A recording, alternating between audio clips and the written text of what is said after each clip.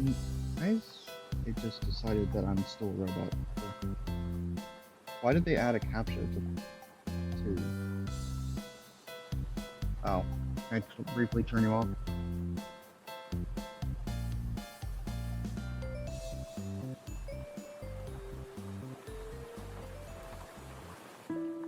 I'm gonna briefly disconnect you, just so I can log in and not have problems.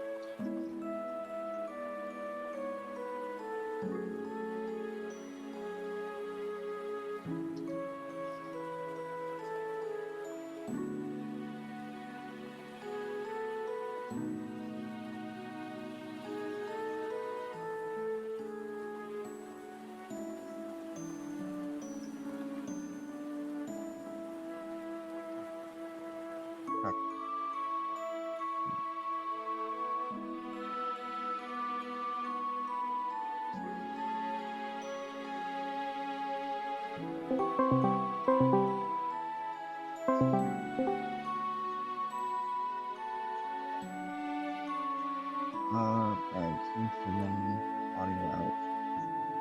Is that better? There we go.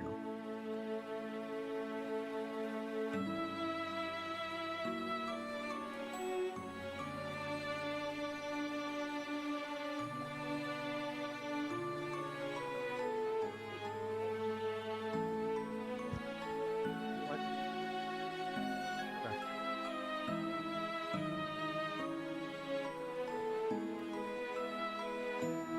What are you trying to? What are you trying to do? Oh.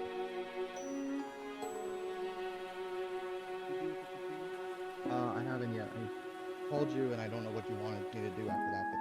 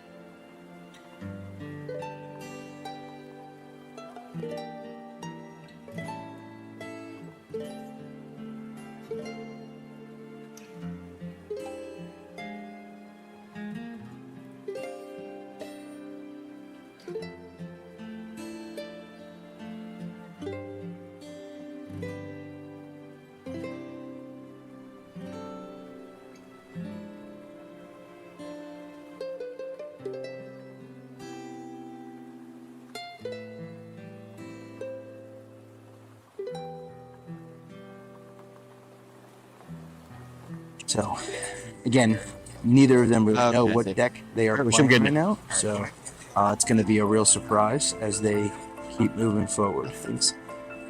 Yes. Just put it down.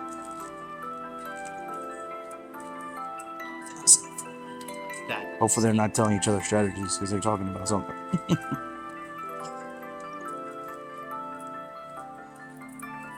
All right. We fixed our selves. Was that all quiet on them? It was. What a day. That's okay. All right.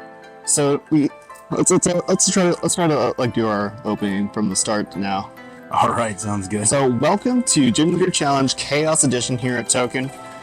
We have a exciting day of Pokemon here for us, and we have Steven here with me to help me cast this today.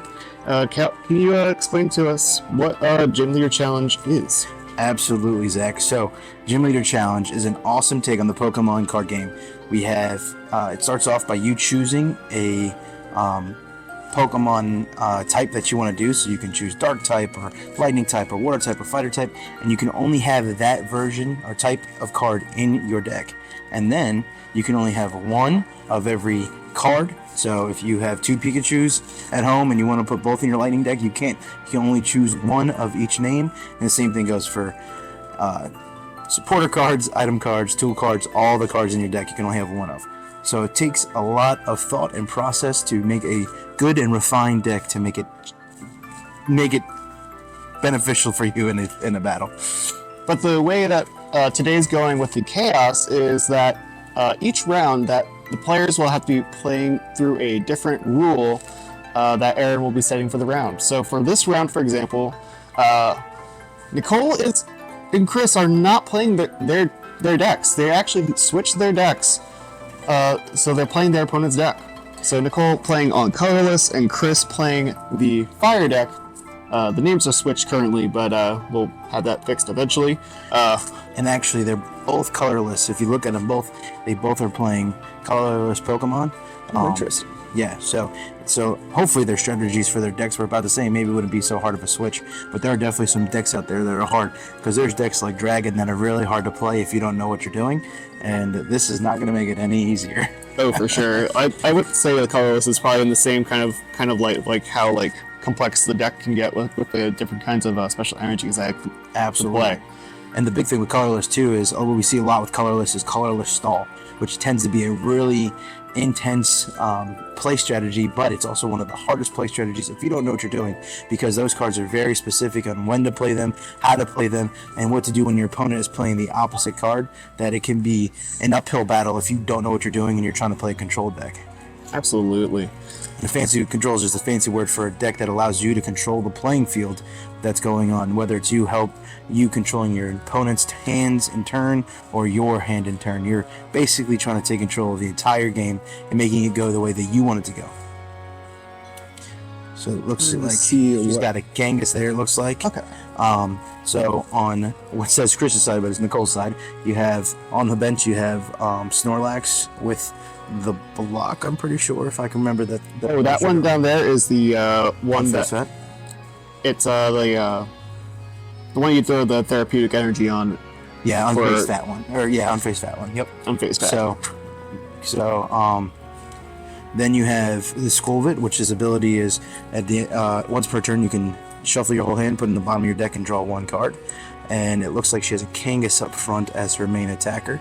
And on the other side for Chris, he had a Pidgey, he had a Lugia, and he has a Bidoof, which he's probably trying to get into a barrel so he can get his stuff going. And then I have a hard time seeing what his card is in the front, but I would assume it's the way that art is. At first I thought it was unknown, but unknown's not normal. Oh, that's I think it's Cyclizar. Maybe. Is that on the list then? Well, it's on Nicole's list. You got Nicole's list. Right, we're getting there, guys. One day we'll be great. Oh, there it is. Look at that. Yeah, it's Cyclizar. Yeah, with I love that art. That's cool art. Yeah.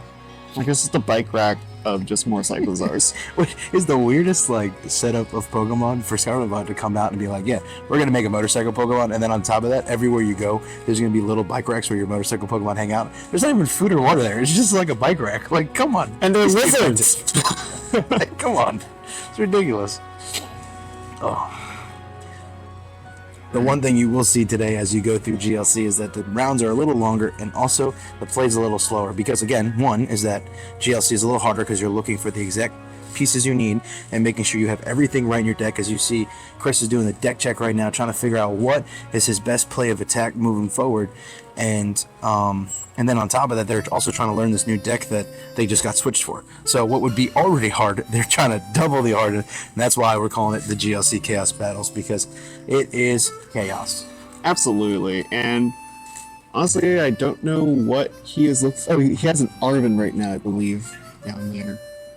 He played the Arven, yeah. Yeah, so he's looking for a tool and a item.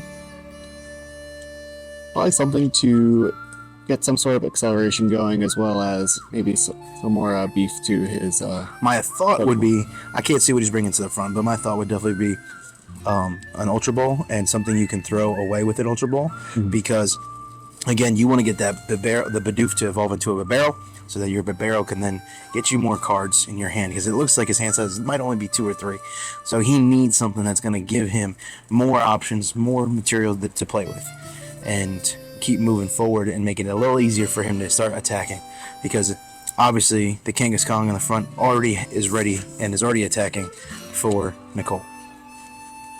Yeah, that Kangaskhan, I feel like every single Kangaskhan, it just has an attack that does draw 3 cards, and then another one that says flip a coin and then do that many times of damage. And that's the thing, like, to be honest, one of my favorite Pokemon is Kangaskhan.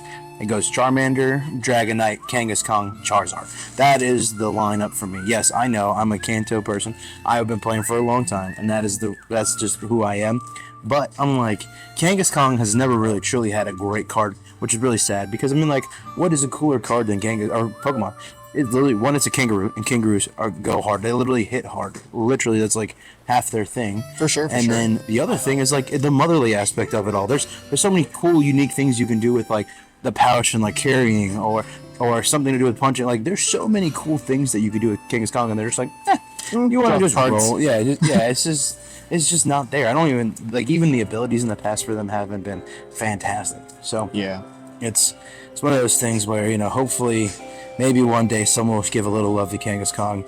You figure over, 30 years, you know, we'd finally have one, but, you know, sometimes they just don't get the love.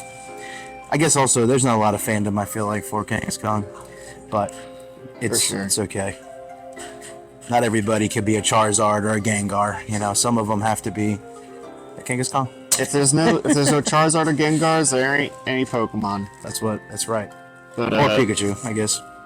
But for Chris right now, the only Pokemon that matters is the Kangaskhan that's about to punch in his Cyclizar.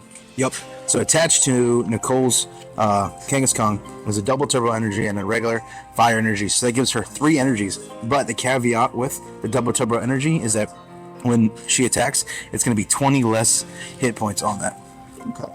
You see what the it's a parallel city. So she reduced the bench size to I believe on Chris's side.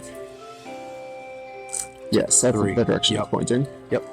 And then she takes less damage from fire, water, and grass types, but it doesn't matter because they're playing colorless v colorless, so there's not that side of the card does not necessarily matter. The big thing is now taking your opponent's bench and making it smaller, which again, you're trying to knock out Pokemon, you're trying to mess up the other opponent's game, and that's going to be your best way of doing it. Oh, And he took and he just bumped flipped it. it. I believe that might be another parallel city. Yeah, so he must have flipped it so that allows him to now put her at 3, and then he I think doesn't. that's actually a legal move right there. There is a parallel city in here, but Yeah, I'm you not can't sure. parallel over parallel. I don't think Well, we play. They might be able to because they're switching the side of it. I see. So, unless they call judge, I don't know if we can say anything. I don't know if we could say anything about that, but there's a judge like right behind them. She's not paying attention. She's probably reading the book. Let's see what Twitch chat has to say. Oh, there we go. Good stuff there.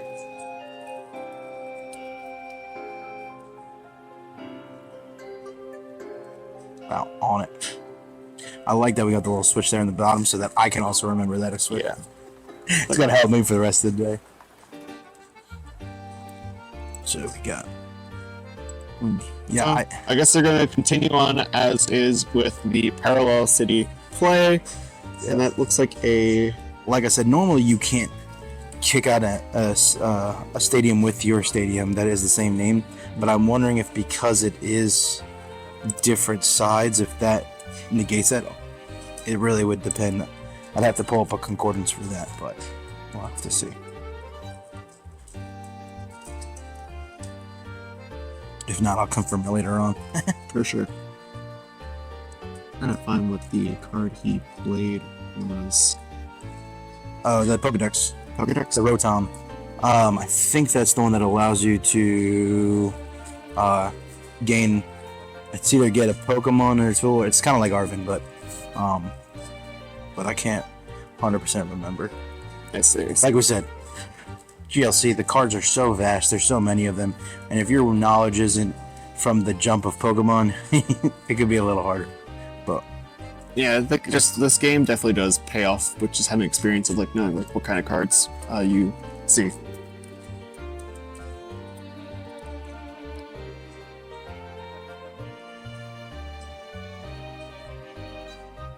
Alright, so Nicole cuts the deck for Chris, and he is. let's see what he's got. He's got double turbo in hand. He's got a fire energy. It looks like. I think I was like just double colorless. Oh. So he swung and he knocked out the Squirtle to stop her from being able to switch around her cards, which is pretty smart. I don't know if she hasn't used Mustache yet, it looks like, but still a very heavy. No. Did you get lucky enough to get a basic Pokemon here? Doesn't look like it. Looks like supporter. I don't know if there's a Pokemon in there. Nope. There's a Palpad. There's I think there's a colorless there as well. yeah the other not a course experiment, but the other course. The oh, there was the Numel. Ooh. Oh wait, isn't it? Oh no, it's a Ditto. Yep, Oh that's my right. god, the Ditto! That Ditto is so good. It got me. I thought it was Numel. I'm like, wait, that's a fire type. That should not be in here. Oh, it's because it's a Ditto Pokemon. You know what they That's say, why. play with the pretty cards. That's you got to do it. Maybe that's why it was written down as a fire deck. Maybe. Well, and that's the thing actually, which you'll see a lot of times with the fire or with the colors decks, is they play fire energy because there are a lot of cards that help you, a lot of the stadiums and stuff that help you speed up your fire type energies. So you get a lot of special energies and you get a lot of fire energies because they'll help you move your fire energies around, which is always interesting. I remember the first time I played GLC, I sent somebody that had that, and I was like, they started pulling out colors, and I was like, why you have all this fire energy? And they were like, boom, dropped, what's it called? Magnabasin, and it was just like, this is why, boom, boom, boom, and I was like, this is dumb. This game is hard. the magma basin into the one that evolves from Chardet. Oh my gosh, I just forgot. I know it was just on the tip of my tongue as you were talking. Oh no, this is so bad. But this is the one that moves energy from your bench to your active Pokemon. Goal, no. Oh my gosh, give me 3 seconds. Maybe Twitch chat has this. No. Chat, please.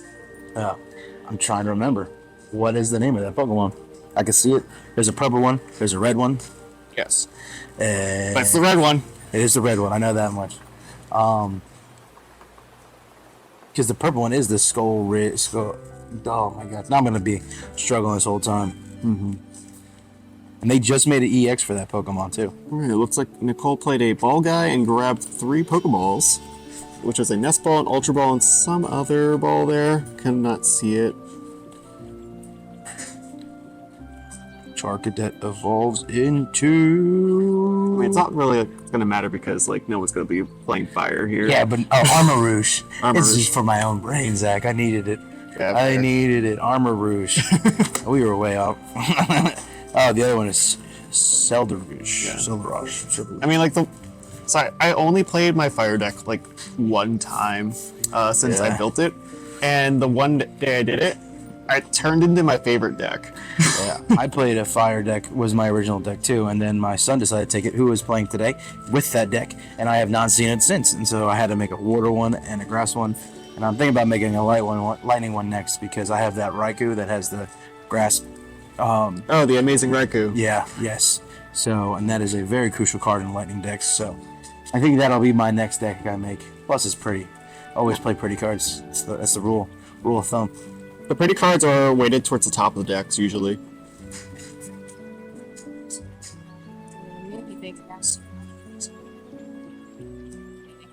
Yeah, for sure.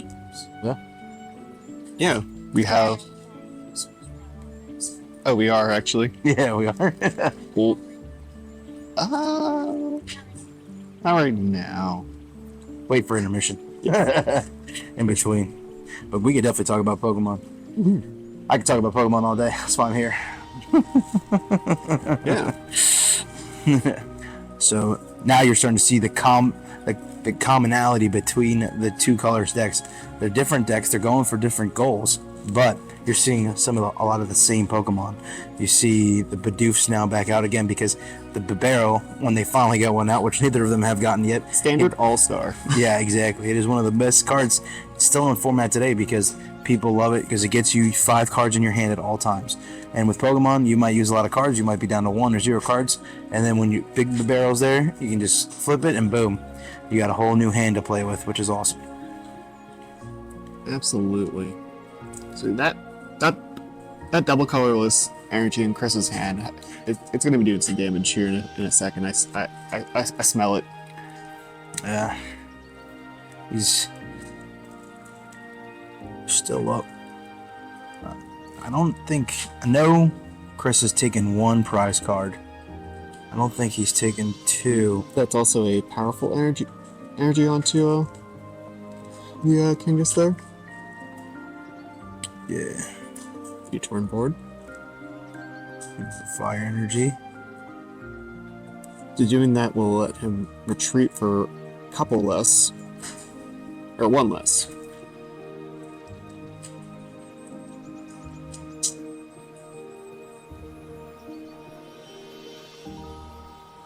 Yep. Yep. So he's attaching the board to move it. So I think you have to discard an energy to put that tool onto the Pokemon. I think is how it reads because it switches. Oh, interesting. I think. Oh no! He needed an additional energy to retreat Oh, okay. because I think the Kangaskhan has a 2 retreat cost, and the board only reduces it by 1. Oh, okay. Alright, so it looks like Chris just sent up a Salazzle for the sacrifice, because I guess he does not have enough And cards that's right the now knockout. to. So I think we're down 5 prize cards each. He's really waiting for that. He's really waiting for that Pidgeotto. He's been stuck there at that Pidgey for a minute. You mean the Bidoof? Or Bibarel? No, no, no. Isn't the Pidgey? I thought that was Kangas. I'm not sure. I've been saying it was a Pidgey the whole time, so I could be. I thought there were 2 Kangaskhan's on this board. The more you know. Listen, we don't know much, but we're here. It looks like that's a Raihan. So he has to attach the basic energy from the discard pile. first, and then he may tutor No, not to your hand, to a Pokemon. to a Pokemon. There you go. You can grab any card from his deck and put it to his hand.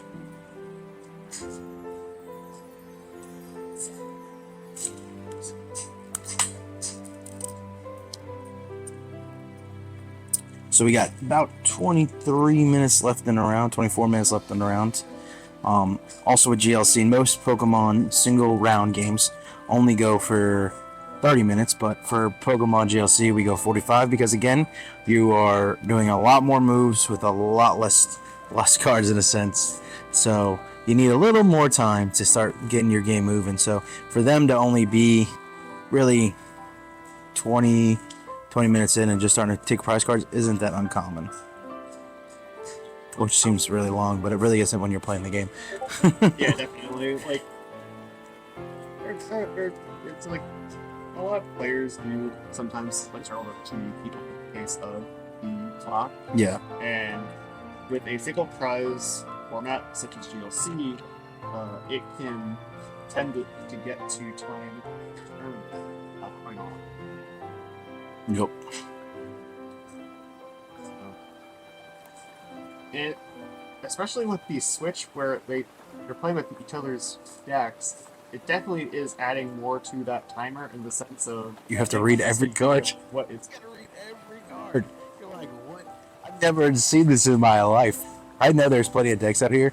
Maybe I don't know about these two specifically, but there are a lot of decks here today that they have so many cards that you're just like, what? And I play these people a lot. I still, every time I play them, I'm like, where did this card come from? And they're like, yeah, I've had it the whole time. I'm like, bro, I've never seen you play this. And it's so like, oh. just have like Breathful. cards. Yeah. Oh, yeah. Yeah, that's the other thing we didn't talk about with GLC. With standard Pokemon, you can only use the language that is standard in your area. For America, it's English. But in other countries, it's other things. But in GLC, you can have any language you want. You can have any type you want. You're not supposed to use proxies in a tournament like this, but they're not totally unallowed. So you have a bigger set of them. You have more cards to choose from, but you only can choose one type. But then you can also choose any language and any art kind you want, which is like insane.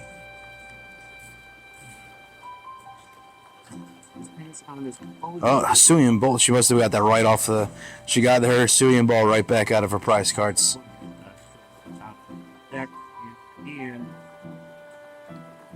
Yeah, because we know that she didn't have any more basic Pokemon. All that was in there was the Ditto that was transformed into a Numel and threw me off. So. Looks like she has a Raihan in her thing too, and he just knocked out that Pokemon, right? So she could play that Raihan. And she does. She's going to do the same thing. She's going to drop the energy onto the Snorlax. That's another reason why they play the basic energies, because not just only special energies, because you can play Raihan, because his specifically says basic energy, where some don't. So now she's looking for a card. I would assume it would be something to get the Snorlax a little bit higher, whether it's a double turbo. Well, definitely an energy. I think it's the way I would play it here would be getting a double colorless energy, and then on the following turn, you can follow it up with a therapeutic energy to mitigate the Snorlax's. I don't know if he has a therapeutic energy in there. Let's see. Nest Ball. Oh, he didn't write down. Oh, no, he didn't write down his energies. Incomplete deck list! Yeah. Yeah, it's got Evolution Incense, so he stopped at his energies. So I'm not sure what kind of energies he's really rocking in there. But, I mean, I would hope he has a therapeutic energy for that Snorlax. yes. Having to flip twice to wake him up is... Yeah. I mean, that's... If you're playing Snorlax, therapeutic energy is the greatest card to go alongside with it, hands down. So...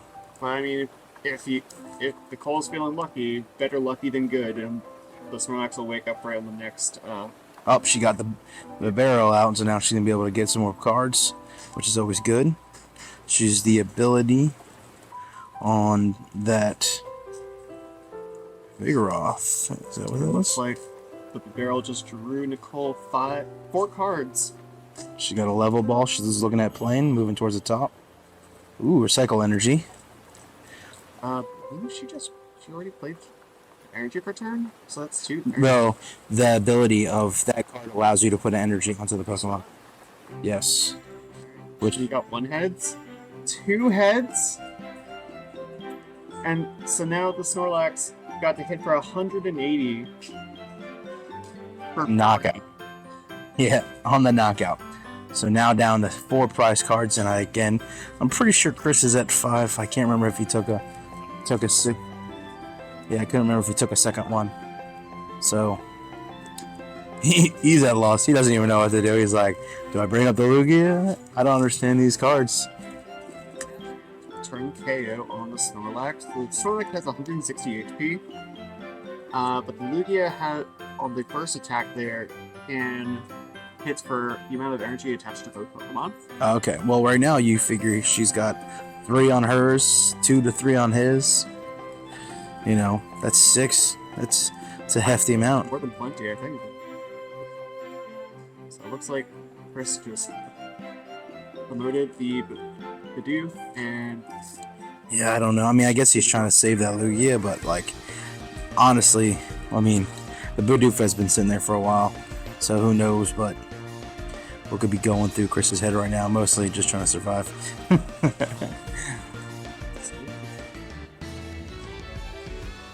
Double turbo energy down as a Pokemon. Is that what he's doing?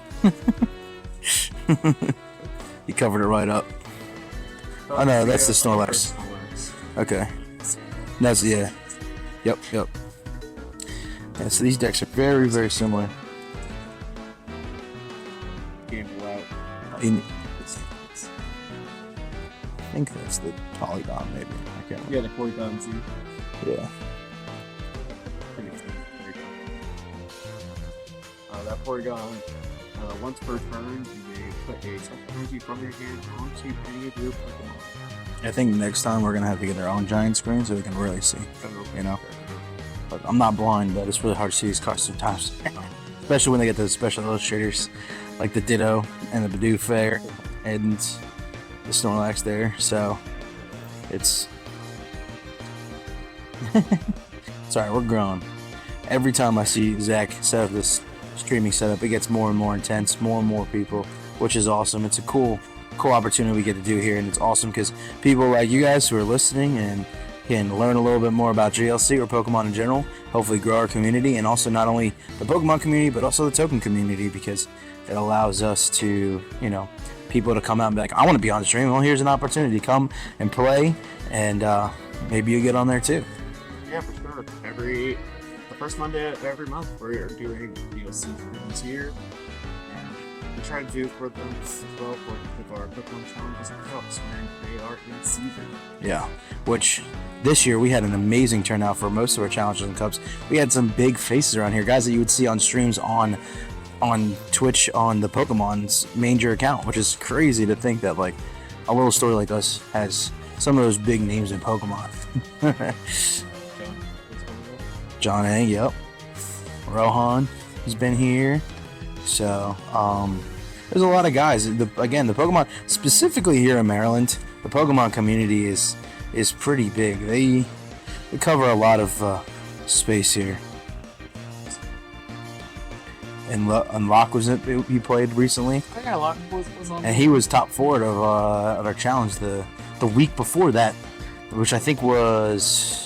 That would have been NAIC, I think. I took a screenshot of it. Yes. Or, yeah, so, yeah, like I said, got some big names. But the good thing about Pokemon, it doesn't matter how big your name is. It just depends on how lucky you are that day. There is a lot of skill that comes to Pokemon, and there are people that consistently are great. But sometimes, especially when you're playing a best of 1, best of 3, it's about just sometimes the luck of the draw and hoping that you get the cards you want and creating your deck the right way and making it happen. It's very funny when I was just on my couch from my TV. I turned on the via NAIC. Yeah. And I just see live on the screen like, oh, I know that guy. like the whole like The Leonardo DiCaprio, like.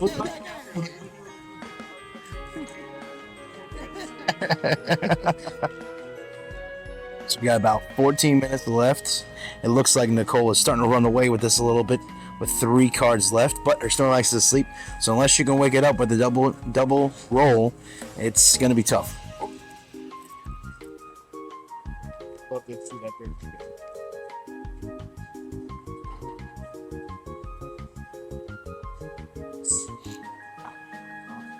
Son. together. Yeah, that's what he gets for playing the fire deck again.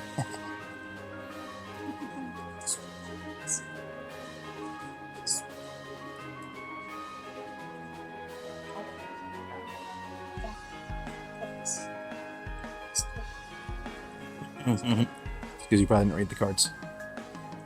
Oh, we just got we got a late add-in. Yeah, it's clean. So what kind of phone he's got? Thank you, son. Something probably the prettiest deck screen. Oh, is that the rescue stretcher? Is that what he's playing? It looks like. Yes. Fighting Fairy Belt. Ah, Open the little rat. well, listen. Minchino's and Sino's decks can be pretty crucial. I mean, right now on the metagame with the Lugia, it is a very interesting deck. One that I have been playing, which is a lot of fun. It's actually the same Cinchino that's in standard right now. Oh, I knew that because I saw that earlier, but I don't know what. Let's see what that one does. You may discard a card from your hand in order to accessibility. Once per turn, you may draw 2 cards. Oh, he needed that a little earlier. Might be a little late for that. Yeah, that was the Okay. awkward cards like that. Yeah, the thing is, Nicole luckily has Hal to make her decks, and Hal has a plethora of cards that he's been playing for a very long time, and he's got a knowledge that is surprisingly incredible. Every time I sit across from Hal, it really blows my mind. the sometimes the words he says, I know a good amount of Pokemon, I know a lot of that stuff, but goodness gracious, Hal's his knowledge is insane. How it picks up a lot of really fun decks here. Oh, absolutely. The Orion Max deck Yep. that you right now at one of the challenges for the E-Block rotation. Yep. Yeah. Oh yeah. Now that he's got a, like I said, he cooks up some stuff, and GLC is his love language. For some it's touch, some it's feeling. For Hal, it's GLC. It looks like first got the knockout of Nicole's Snorlax, so pressure is removed from now, but looks like the Ditto is now up in the active, and it might also start to Start swinging. Well, that's the Ditto that allows you to transform into a basic Pokemon out of your discard pile, isn't it? I believe. Axe.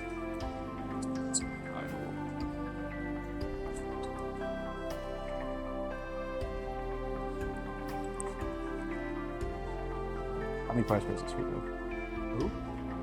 Who's playing right now? It's right on the screen. I can't see it.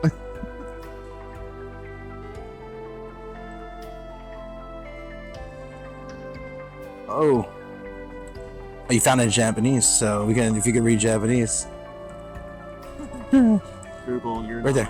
Up 3. Okay, so he is also at 3 prize cards. We got the update. Thanks, Jared, other co-anchor of some of these. Oh, is it Get out of here! Get out of here! Jared always he's our local Loki. Agent Oh of my Fate. gosh, these two! Get out of here, both of you!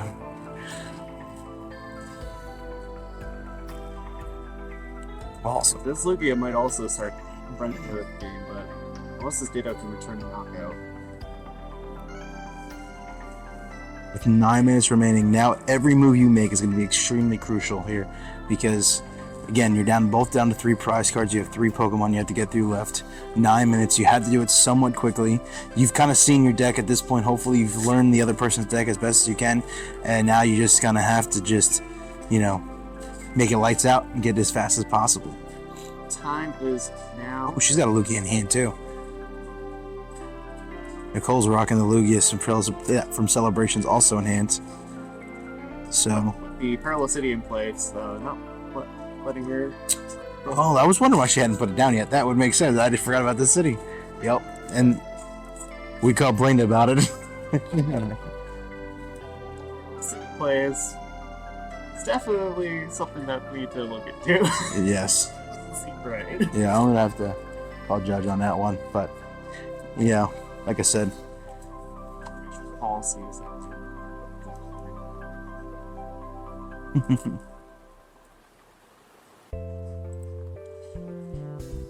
Ooh, yeah.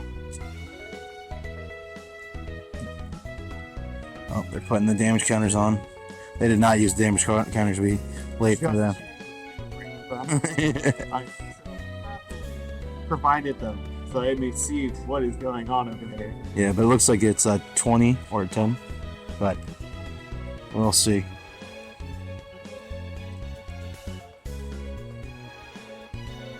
I want to see if I can find that on the Componium.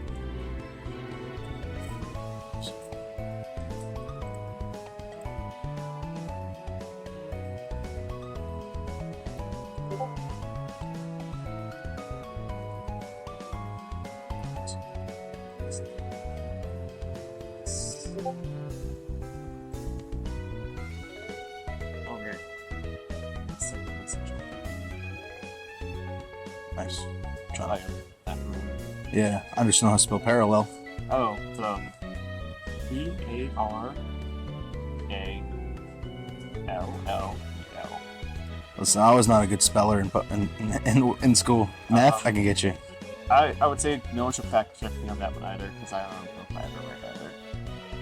Oh, here we go. I don't think. The Parallel City is already in play. Can the other player replace it with another Parallel City card facing the opposite way? No, the stadium card can be replaced by another stadium with a different name, but direction of the card does not matter. So that's a little stipulation there. It would have probably just been a warning anyway, and they would have flipped it. But that has now changed the whole game of the whole outcome of the game. And Nicole could have called it, but that's the one thing about Pokemon. It depends on the player. Sure, when you're watching NEIC or regionals, there's a judge sitting over top of them and watching them. But when you're at a locals, it's depending on if you're willing to stand up and say, Judge, I need help. Judge, I need you over here. You're a judge. You could stand up and do this. Yeah, but I'm an announcer today, so I can't pull that rank as of right now. Plus, I feel like that'd be kind of rude to go over there and be like, guess what? Your game's over. You guys both lose. I win. Okay, I want you. I'm game boss. Get out of here. Which, and really in that case, like I said, what if it was the same turn? If they had a thought about it, and even if it was a turn later, I would have said, okay, it's not a big deal. We'll flip it back around. And honestly, I don't think Chris has had more than 3 cards on the field at any time since that card has been playing. So it hasn't really hindered. It wouldn't have hindered him, but it has, as we've seen, because of Nicole's hand, that it has hindered her. So that's where the problem would be. So if it happened right away, it would have been no big deal. We'll just let it rock. If because it's this late in the game, you could have said it was a disqualification, or not disqualification, excuse me, a 2 prize card penalty, which would leave Nicole with 1 prize left, which she would be probably able to win in a turn or 2. Yes. But it looks like the Evo Soto is played onto the Slack Off, into the Vigoroth, and now we're looking to see if she can convert that into a Slack and get back into position. Looks like she was bringing stuff back into her deck. Must be a card that allows you to get special energies, because we watch her throw a jet energy back in there. Chris has a 40 damage on for Lugia. Basically, a stiff breeze can take out this Lugia. Well, which is kind of crazy because it's a flying type Pokemon. So you'd think. cape though, so it helps it fly for a little bit longer. There you go. Capes are cool, except for if you watch Incredibles, where they said capes are not cool because you get sucked in by jet engines. So hopefully Lugia is not close to any airplanes because it might not end well. We'll see if this Bibarel has what it takes to be an airplane. Oh, Like, can they? I mean, listen, they've learned every other HM there is, so It's my choice. HM Mule. holder. Yeah, that was like the one thing about Shining Pearl and or Shining Diamond and Radiant Pearl, whatever it was, whatever the two were that came out around Sword and Shield time, was the fact that you had. Bro, this might be the play that Nicole needed to close up game. Oh yeah, flipping around. I think you would rather have the Lugia in the Lugia in the active spot, so you can take the damage. But just gotta make sure he puts that damage back onto his Pokemon. It'll be a double 2 prize card penalty. We're walking off this game. 3 minutes left. There he goes. So he's brought up. You see, they have Chris has the therapeutic energy, so he doesn't have to roll for that Snorlax. So he's in a little better spot in that regard. And she promotes the Polygon V. Polygon Z can get pretty pumped up pretty quickly if Nicole has any Sure. energies in the hand. Looks like he's shuffling the hand away with Wiz and Tate. Yes, yep. Tag team cards. That was before I got back into Pokemon. Those cards are wild. Every card has 2 things that it can do. It's nuts. Guzman Hall or Hal or whatever, however you say. Those either. No, Lizard's a tag team, isn't it? It just has it has 2 modes. It can either switch one of your Pokemon out, or you can shuffle your hand in and draw 5 cards. Wow, I thought it was a tag team too. Has that? Team ones are the ones where you get discard cards and stuff.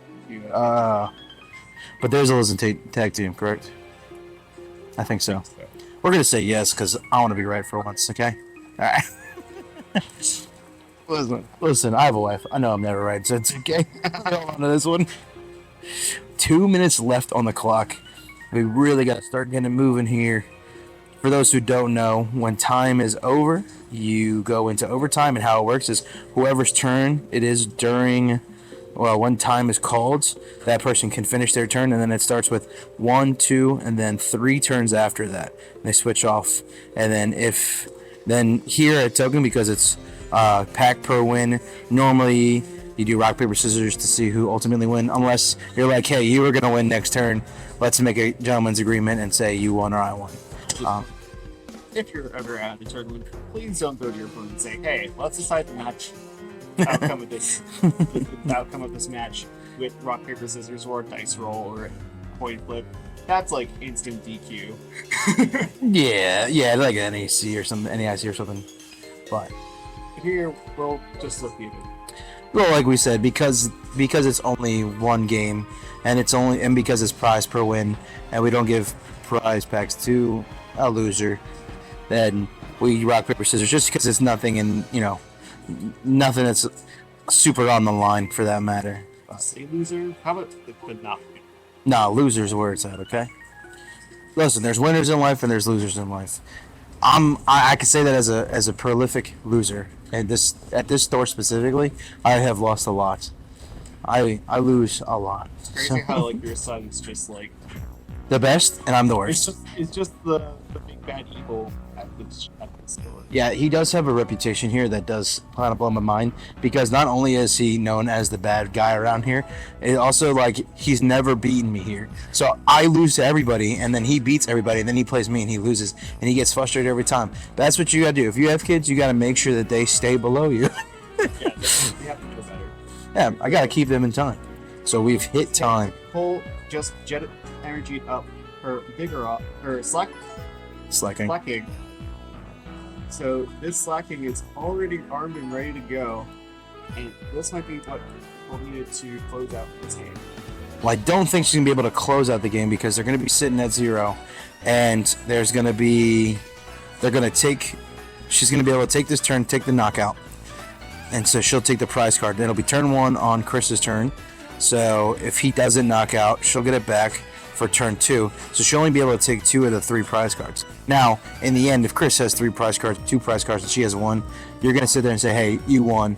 You know, again, back to that gentleman's agreement. If it's a tie, then you do the rock, paper, scissors. But, wow. I would definitely say, if like the outcome is very clear that in the next turn after like turns over, they're gonna take the game. I can probably just say, yeah, you got it. Like, you'd rather have someone get the pack than no one get the pack, you know? Exactly. So she's putting the recycle energy back in the hand, because that's how it works. Is that you can take it off that Pokemon anytime to put it back in the hand. And it looks like somehow Please, Chris, for the love of God, use the black and white dice. he was the one that we were waiting on to start. So he didn't get the memo.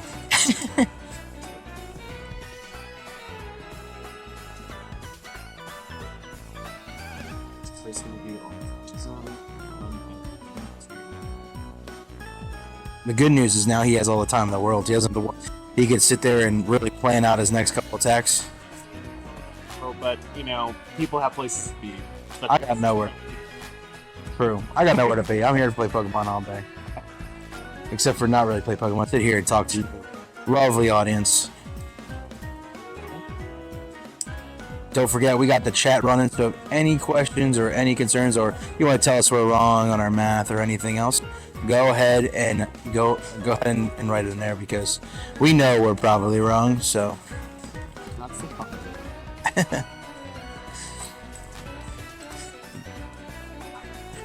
I bet you guys were all screaming that Parallel City couldn't get worked, but we found out. We figured it out.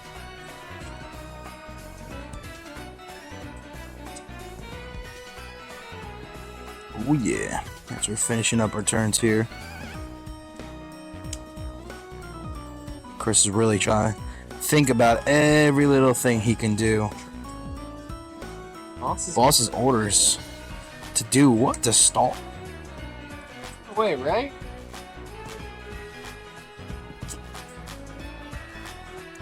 There's no way, right?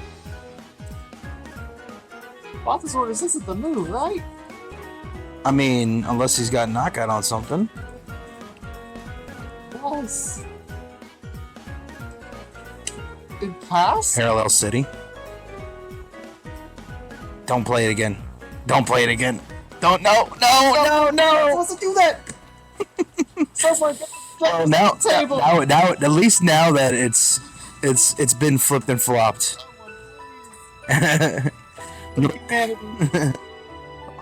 I'll make sure in between games I'll run over there and tell everybody, hey, so you can't take Parallel City out with Parallel City, even though it's a different thing, because you've seen it twice on the stream and we're gonna have to call it out. My question is it in the discard? Does she have 2 of those parallels in there? Or did she get that back? She shuffled it back in from the first one. Okay.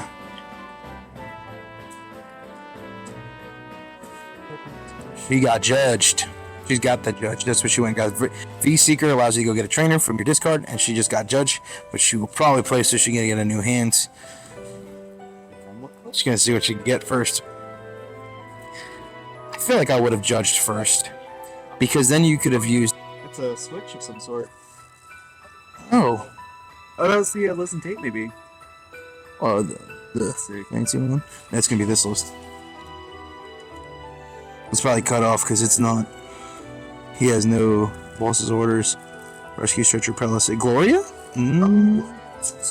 Yeah.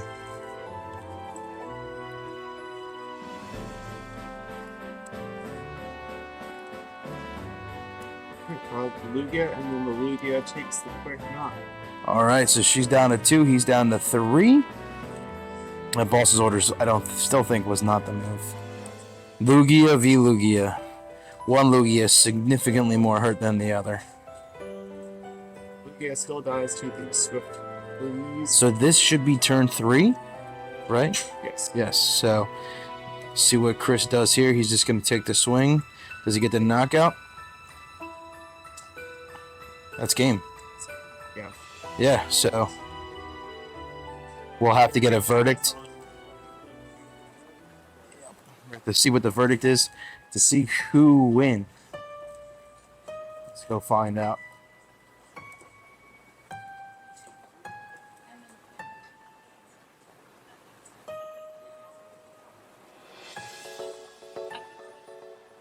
This is gonna be like tournament winning or like the challenge winning.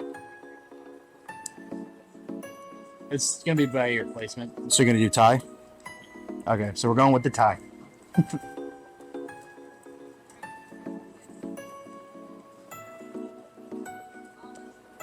It is a tie. I said it on the mic, but because we're playing it like a normal challenge, and it's gonna go off of resistance and things, they're gonna go with a tie because it's not for a prize per win. So yeah. Well, that is round.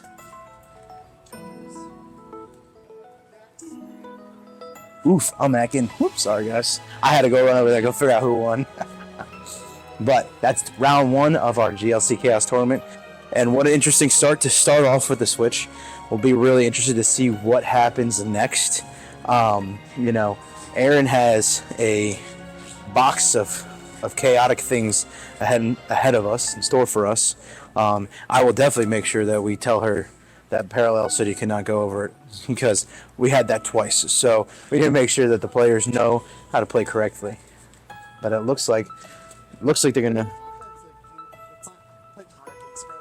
Telling them they need to pay more attention to what cards. Yeah, and well, that is a weird one because you go in Pokemon. If you play a stadium, you can't play a stadium with the same name. That's consistent through the board. But well, what about this one? It has a specific, thing where you can choose what side. So does that make it different? Well, you would think maybe yes. Of course, if you're on the winning side, if you're on the losing side, you're like probably not. So good news is that Pokemon has a giant book they call a concordance. Concordance, right? Yes. And you can go on there, and there's been past rulings. So that's exactly what I did. I looked it up, and that's what it said. So it's something that has happened before. So it's not an uncommon problem or question. So I could see where it would be hard. It looks like we already have our setup for round 2. It has a spinner wheel on the TV right now that's probably going to decide what the fate of our 4 players are going to have to be put through in the next round. Yeah, I thought those were names. I thought we were doing a raffle today. I was like, man, hopefully my name's on there even though I'm not playing, because for some reason there's a Pikachu Squishmallow over there, and not like I don't have one, because I think I have every Squishmallow right now besides the Dragonite one, which is the only one that I actually want. As we talked earlier about, that is one of my favorite Pokemon. But I mean, if I can spin for it, I mean, also. But here we go. We're spinning. And the spinning. Spin, Savannah. Oh, you get the sounds now. Oh, glitchy. What do we got? Arvin's worst nightmare. No items, no tools. Oof. Again, knowing that GLC is so heavy in trainer cards, you have a lot of tool cards, a lot of item cards, you have a lot of supporter cards. You're literally taking out half of a deck if you're saying no item cards. I don't know what's going to happen this next round. It's going to be insane. That can be upwards like 40, oh my gosh. 60% of the deck. That's so nuts. And that, I'm so glad I'm not playing today, because I have been so mad. I'm like, Aaron, I quit. Mirror. Oh, is Chase playing metal also? Nice. Oh my gosh. No item cards and new tool cards. Sorry, we're listening. Dead cards. You may still search them out. You may still use them you may still discard them in your hand, but you cannot play or have any effect with them. They are dead. That's so right. I can tell you one thing. I am very glad that I am not playing today, because I would be very, very sad. Look, we have to market this event as a fun event, but Erin, something happened to her when she played that. That's, yeah. And this is the result of it. Oh, I have both of them on mine. Oh.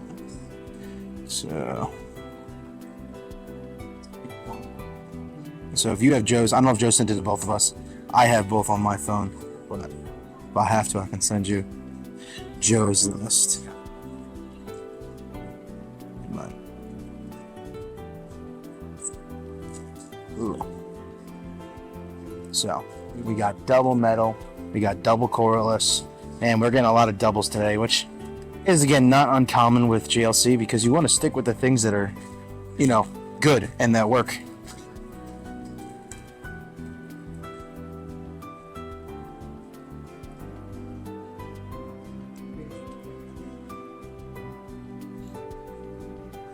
Mulligans for life. GLC is.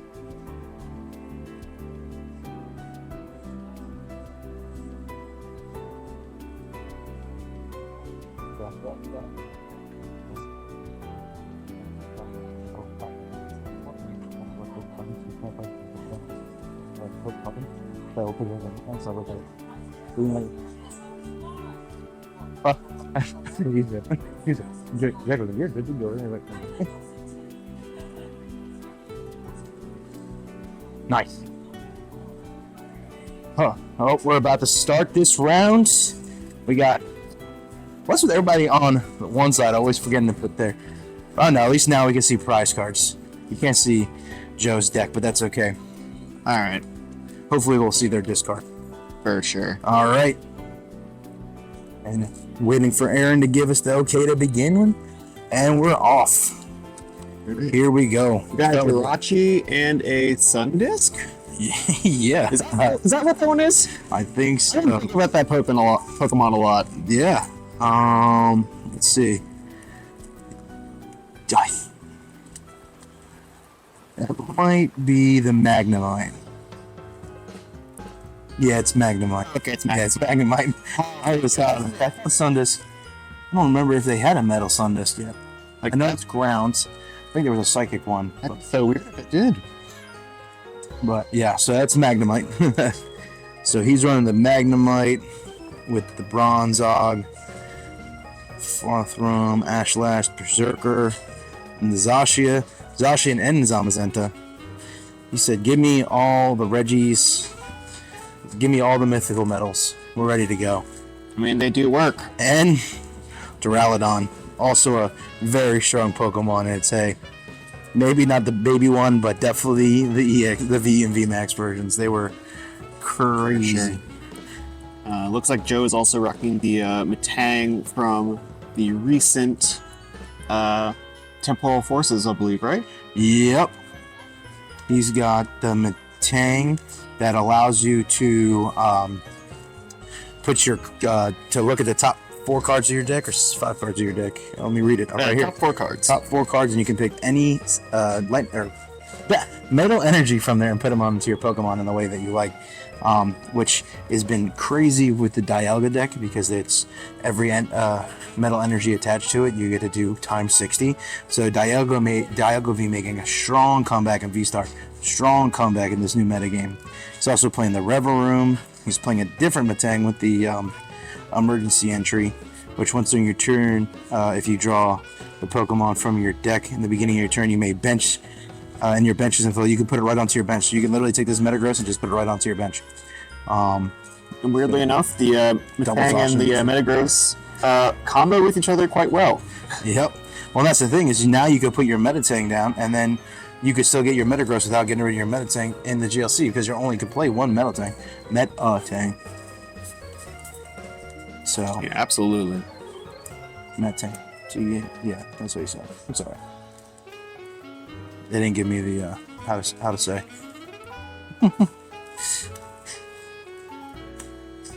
All right, so Joe going through his cards. It looks like he might have played. He played Ultra Ball, discarding 2 cards, which I think was a Super Rod because that was his other gold card, and I can't see what's underneath there, but throwing the rod It's away. a Hisuian Heavy Ball. Okay, he actually has every rod you can get in gold. That's pretty impressive as I look at his deck list. Very impressive. My man's got a lot of gold cards. We love gold here.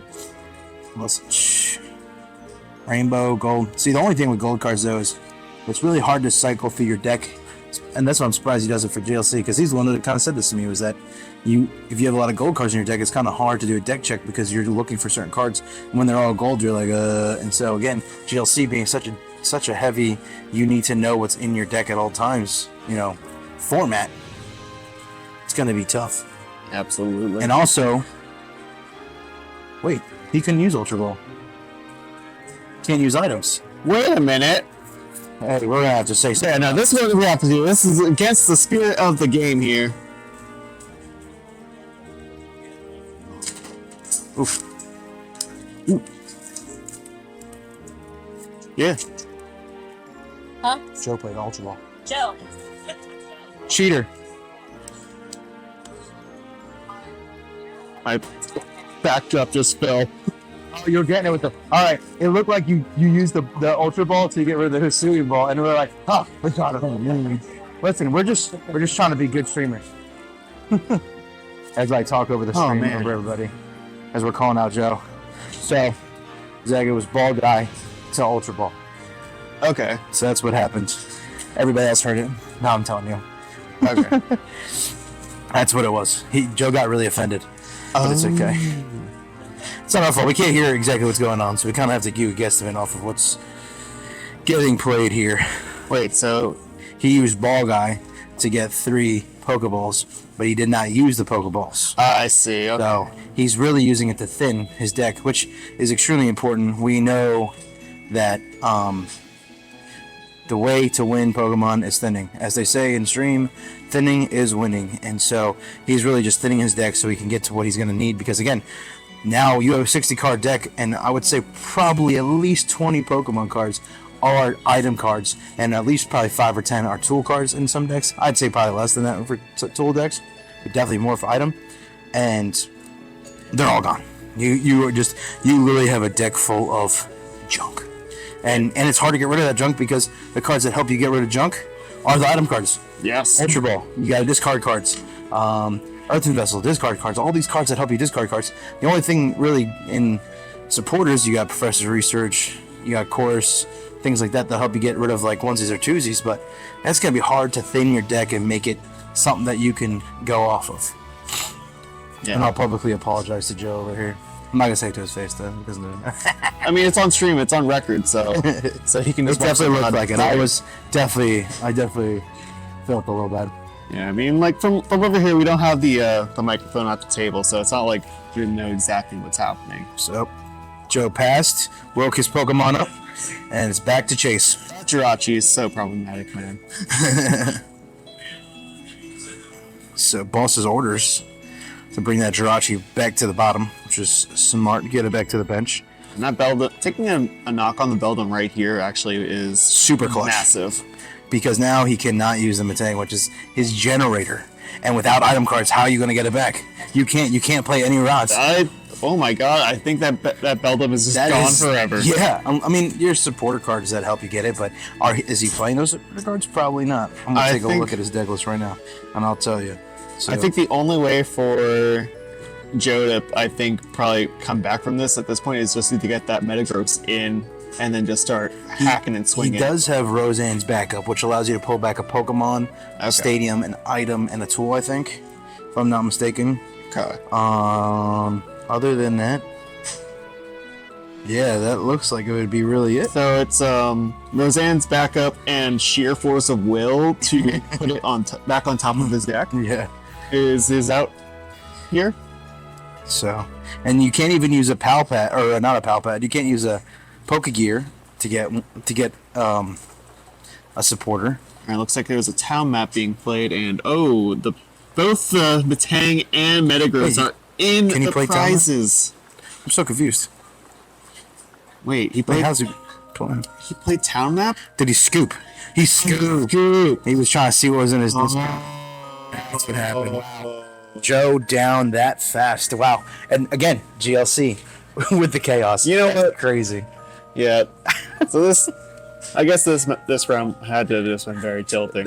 That's when you sit down with the other person and go, you want to play again? Because maybe we'll play without these stupid rules because I'm going to win for this. Well, let's see if they want to play one without the rules. Gosh, what a scoop there. That was wild. That was. God. I mean, listen. Last one we went to full turn with overtime and still didn't have a distinctive winner, and we had a tie. And now we had one literally turn 4, game over. Yeah, And it's just done. I would say that's GLC, but that's Pokemon in general. Sometimes it is just pure luck and deck design that you can make something happen. Yeah, sometimes you just get dunked, and you know, sometimes it's a dunk or be dunked world. Yeah, and to be honest, I'm the kind of guy that gets dunked a lot. Very rarely do I get to be the be dunked guy. But no, that's awesome. So I think this wouldn't be a bad time to take a pause while we're waiting between rounds, and we can come back in a couple minutes. yeah, sure. If we can throw it over to a quick break, so we can get a little bit of refreshment and you know, stretch our Yeah. legs for a little. Gotta wet the whistle and see what else is going on the field, because there's a lot of cool things going on here. For sure, absolutely. So we'll be right back, and hopefully our stream manager is paying attention to what I'm saying. If not, you just get to look at us a little longer. It's okay. Shoot, that's true.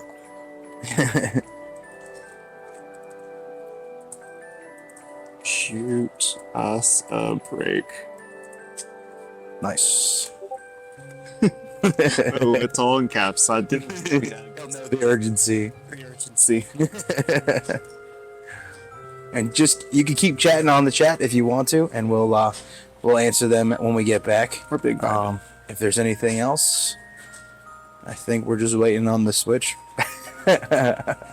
You know, it's not. We're not Pokemon International, Pokemon Play International, so Yeah, we Get don't some have hiccups. shoulder content to just throw up on the screen at any given point in time. yeah.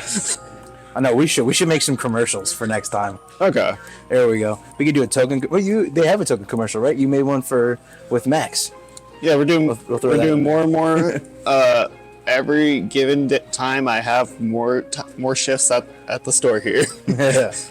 Oh, hey, how you doing? It's like, oh, I didn't see you there, Yeah. cameraman. We'll have to do some dramatic shots of Pokemon and just have some crazy layovers. We can definitely ask questions to one of the people and just do an interview. Absolutely. We can really make this like a true Pokemon thing.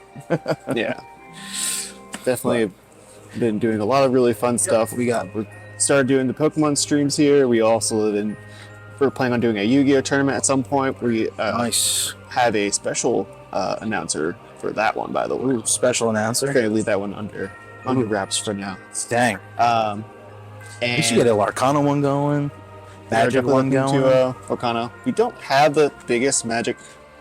Like, look, we're mostly like Commander and Draft here, so we don't have like any like really like I feel like, constructed events. but really like pre-releases get pretty big. yeah, And but that would be kind of fun because I guess doing like the brand new cards would be a good way to do it. We were going to do a box opening stream tomorrow with the MH3 play Okay. boosters. We have a palette that we're going to be going through. So that's pretty cool. come on by, crack a box with Linda and the folks here, and shoot the stuff. Yeah, that sounds like a lot of fun. I mean, that's the cool thing. Like, geez, I mean, trading card games in general have just gotten so big. There's so many opportunities. If Pokemon's not your style, if that's not the way you want to play, cool. There's plenty of stuff. One Piece also huge, getting bigger. I want to play One Piece pretty bad, but I have to finish the anime first. I'm about halfway through, so I gotta go a little further. So like, when I got into the Dragon Ball Super card game, I actually didn't even watch a lick of Super yet. Well, And so me playing Dragon Ball Super got me into wanting to watch the show. yeah, but a lot of the art on the One Piece and a lot of the stuff is like very spoiler, and like because I'm so far, it's like I can't quit now. Makes sense. Makes sense. But yeah, because right now I'm watching that, and I'm watching I'm watching Demon Slayer, but I only watch that on Netflix, so I go slow. And then Hero Academia, my Hero Academia right now are my ones. Also just watch Sweet Tooth, great show. Okay. I know this has nothing to do with Pokemon, but sometimes you just got to fill the air with stuff. I actually got recommended to start watching the new Pokemon Horizons. Good series. It's definitely fun. It is a lot of fun. It is weird not seeing Ash, though. I know a lot of people are probably like, yeah, no Ash, it's finally something different. But I'm also like, there's a little bit of it where you're like, man, it feels weird. Like we gotten 2 parts now, 2 seasons, 2 parts, however you want to look at it, and No Ash in either one. Not even like a, hey man, this guy just won the championship. How cool is that? Like no, and they've gone to Kanto. Yeah. They've gone to. They're in. They're on their way to Sinnoh, I think, if I'm correct. It's been a little while since I watched it. Me and my kids basically watch all of them within the first 2 days, and then I forget how it is. So, but yeah, and it's really cool. It's a really interesting concept. It's cool to have new faces, but sometimes I also want to see a Brock. Yeah. I mean, the Nurse Joys and stuff, they're pretty much the same. But I actually do like the girl that, I don't know if I'm spoiling this for you, but one of the people are like, she was a Nurse Joy, and then she basically is like, that's a cool thing because we just think all the Nurse Joys is the same, and this girl looked completely different until she tells you that story. You're like, oh, that makes sense. So it's a spin-off on it. All right, he's transitioning. All right, so we'll be All right. back in Couple a minutes. little bit with the next round of Pokemon GLC.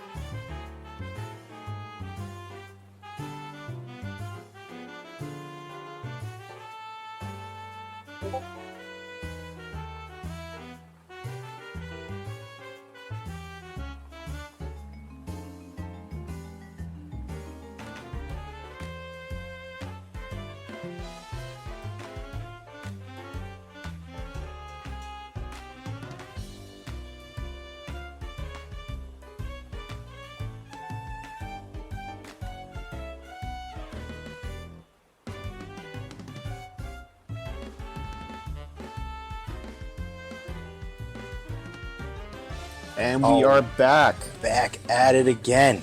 So, in the third round here, we're going to be playing with the rule Streamer's Curse. That does not sound good for us. No, it does not. But that's actually probably worse for even just the players themselves. Yeah, reading this description, after the end of your turn, after you attack, you must shuffle your hand and put them at the bottom of your deck, and then draw a card for each one of your remaining prize cards. So basically, you're Ionoing every single turn. That's so tough. See, this might actually be kind of helpful earlier on in the game, but you might get absolutely punished later on when you're trying to close out the games. To be honest, the strategy is turn by turn, not game by game now. Before you go, okay, what do I have in my hand? We're gonna make it happen. Now it's Whatever's in my hand, what am I never going to see again? yeah. Well, and also you think about it that way. Okay, well, whatever's in my hand, I'm gonna put at the bottom of my deck, and so I'm probably not gonna see it for the rest of this game unless I shuffle my deck eventually. What the heck did they just do? Okay, we got CJ and Jared. We already talked about Jared. He's already our class clown, and CJ is basically they're like brothers. They are going to be bing-bonging this entire time, and we are going to have a horrible time trying to decipher what is going on their board. And this is why you don't let Yu-Gi-Oh players play Pokemon. This is it. Look at that board. Come on. They took over the playmat. They got dice everywhere. They're probably rolling to see who goes first, knowing these two. Oh my god. Oh, he's playing games. He's writing out messages. He's definitely writing out a message to us. Oh. He said, "Hey." He. Oh, What are hello. you They're saying doing? hello. There's nope. Yep. Hello. These are guys that know how to stream. Right now they just have hell, so maybe they'll work on that. This is here for content at this point. We're waiting for the judge to give the okay for everyone to start the round. Oh, this is help. Oh, it's help. Oh, so as you see, we're jumping off. We got a Dragonair. Maybe Streamer's Curse was a bad idea. I think it's just the players we have. It's like I love CJ and Jared. We've been to regionals together. We've done a couple, hung out with them, Bo and Aaron a lot, and they're awesome guys. As much as they're goofballs, they're good. Good peoples. Absolutely. Well, here we go. Like I said, If anyone was around for the first cup challenge we did, if anyone was around for the first cup challenge we did, where I was running it solo, Jared was filling in for me while I grabbed lunch because that was like a almost 8-hour stream. Yeah, I judged was like, that day. Dude, I It need was to go rough. get some food. I was gonna like pass out. Yeah, I felt the same. So, this is CJ sent me his deck list. We had him take pictures because deck listing for Sky. You need to send that over to Jake, so that way he can put that on stream. But not that one, the other one. Yeah, well, That one's this just is rough. That's funny. Oh man. Oh my gosh, these two Yuggleheads. oh my god, they are something else. So let's start talking about the game for a little bit. So Jared leads off with a Dratini into the active, into versus a Teddy Ursa. I believe CJ plays a control variant of colorless. He does love control decks. That's his thing.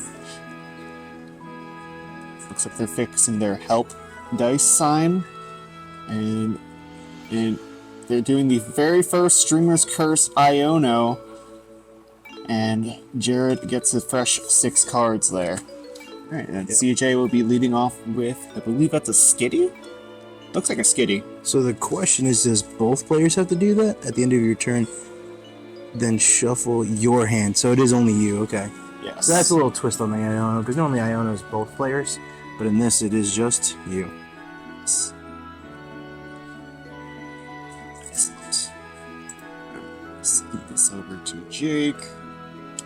Yeah, this is what CJ sent me. He sent me two, but this is the first one. This is his deck list, and it's just I don't know what to do. We asked the players to. We asked them to send us a picture because GLC, again, you're taking one card, one of every card, so you're gonna write out 60 cards. That's a little extreme, even though we really need it for the streaming so that we can hopefully tell you what card they're playing and maybe the best strategy they have with the cards remaining. But it is it can be a little tough. So I'm just, every time I see the help, I just can't help but to laugh. So it looks like we might be in for another short round here with Jared just being on the ropes. He might get turn one knocked immediately. Yeah, hopefully not. Hopefully not, because, you know, as much as I did like a little break, I also do like to sit here and talk about Pokemon. And without something else going on, you know, it'll be...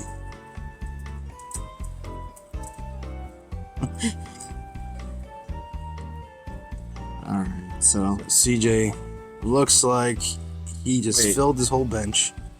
And Jared's shuffling now. Did he end his turn? if that's what happened, I think Jared might be in whatever trouble. that is. Maybe he played whatever that card is. Oh, maybe he actually just played a real. It wasn't an Iono, but it was something. Let me see, because he did not organize this. Because there's Pokemon over here, so both his deck lists to me were very, very rough. I'm gonna kick his butt. Is this? No, it can't be a treasure. What is that card? Check. I can see it better than me. You can type it in there, but oh, it's Unfair Stamp. That's what I thought it was when you played it. Oh, Unfair Stamp. Your opponent shuffles their hand into their deck and draws for that many prize cards. So it is an Iono only that way. So not only did Jared have to do it at the end of his turn, whatever he had to do it again. oh my God! You're just gonna be shuffling all day. Every day you're shuffling. It's like, You know that band just absolutely disappeared. well, the thing. So as we talk about Pokemon, actually, funny fact is that they broke up, and then the one guy, the tall guy, Redfu, he did a solo thing.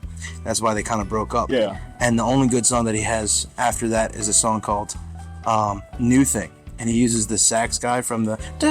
I love that guy. Yeah, and he uses that as his background for not that sax beat, but he does another sax beat.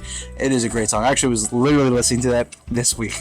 And Excellent. my wife was like, "Why are you playing this right now?" And I was like, "I don't know. It just came to my brain. It was for this moment."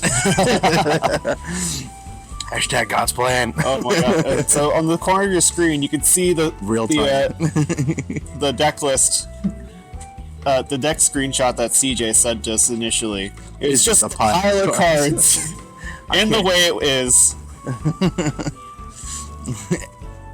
They are having a blast. I don't know what they're talking about, but they are certainly laughing a lot.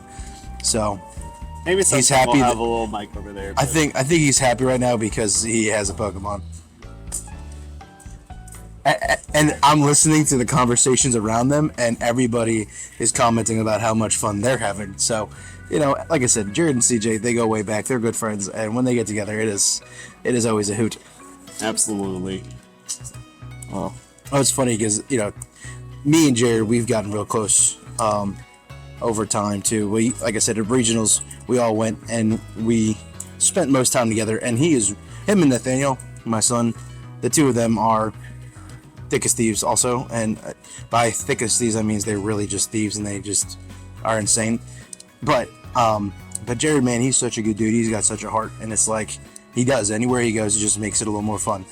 And also chaotic, so he's probably loving the chaos. Yeah, for stuff. sure. And Jared's also one of the people that has helped me put together these streams here for Token, as well as just being just an upstanding member of the community here. And that goes back to what we were talking about during the first round about how important and how amazing these communities are. And we're hyping up Jared, but really it is how the Pokemon communities are. We do kind of look after each other. There's not like this, sure, even in a tournament when people are playing with a lot of stakes on the line, there's still this camaraderie that happens and this understanding that happens. And there's, you do see some sore losers and you do see some sore winners, but for the most part, there's this agreement that we're here to play a game that we love. Hopefully we do our best. Sometimes the cards are in our favor, sometimes they're not. But at the end of the day, just like the show tells us, it's all about friends. Pokemon is all about friends. Ash and Pikachu, Ash, Brock, Misty, the whole point of it is friendship, and I think that kind of fades into the community. I know for me personally, I've grown a lot of friendships, and I came here just to play Pokemon, and now I have a community of people that I hang out with every once in a while outside of Pokemon, which is awesome. Yeah, I love that. Alright, so it looks like CJ here played a Ultra Ball, discarding a one that puts the 2 cards from your Celine. Celine. Celine, thank you. Celine, and It's on the top of the ball thing. Yeah. to use the Ultra Ball. I love when it does that. The grab- skip rope for bringing the Snorlax up. Yes. Yep. And That's he's not playing the block one, pigeon. right? No. It is controlled though, so very, very likely. I'll tell you which one. I'm gonna look at his mess of He just needs to hit this one small Dratini. He's been surviving out there. Surely, Jared, you're not gonna let it go out just like this, right? It is the body slam Snorlax. It's not block, it's body slam. So it's the same one as before. You got to roll 2 dice. 4 heads to wake yourself back up because it puts you to sleep.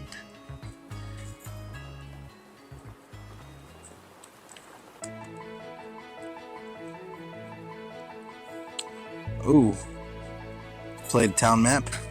Oh, excellent. The town map here can help Jared, try to navigate through his prize cards the best way. Oh, the Dragonite is in there. That was a good thing that he flipped it over because now he can go right for that when he needs to.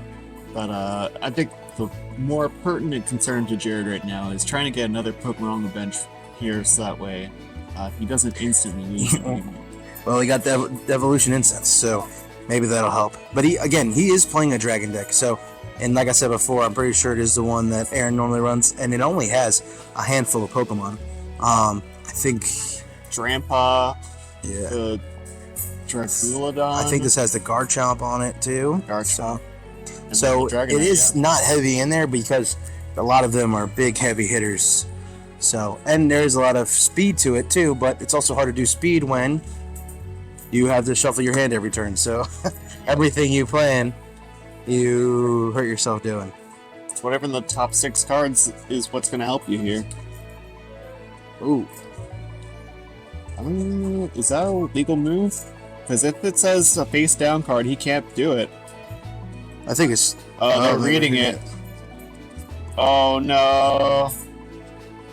What is that card? No!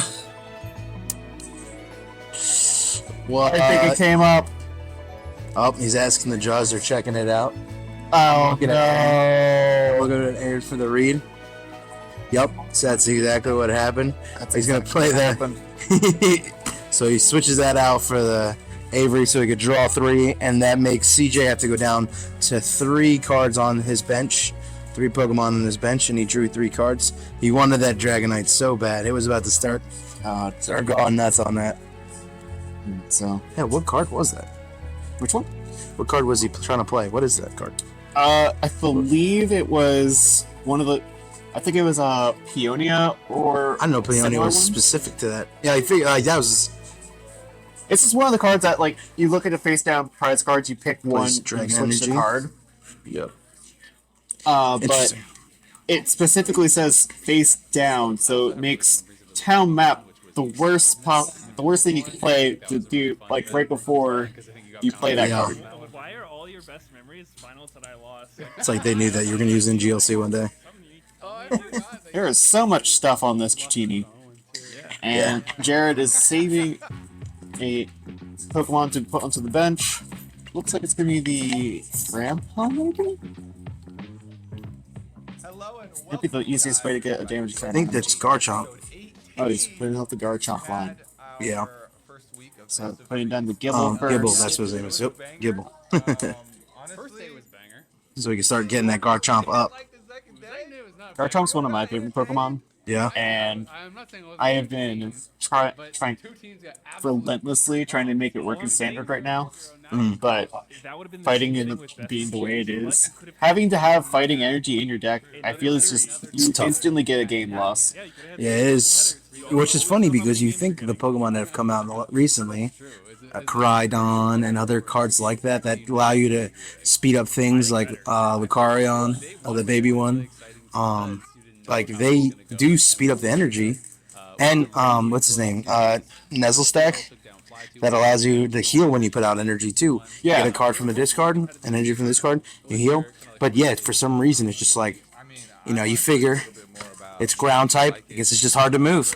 Absolutely. Hard to move forward. It's like we talked about Magic earlier. It's just the same thing when you're playing forests. It's hard to move. They're tanky, but they don't move very well. Which is crazy too, because it's like a 320 HP, free retreating, 1 energy attacking, 160 HP damage dealing, 2 energy bench sniping monstrosity, and it still can't find a way to be successful. And that's the thing. It doesn't come down to a card. It comes down to cohesiveness in a deck. It's not. It's just like any other team. It doesn't take one Pokemon. It takes all the Pokemon. It doesn't take one item card. It takes all the item cards. Now some rise up to the top, like a Radiant Greninja that's played in almost every deck because it is so powerful and so useful.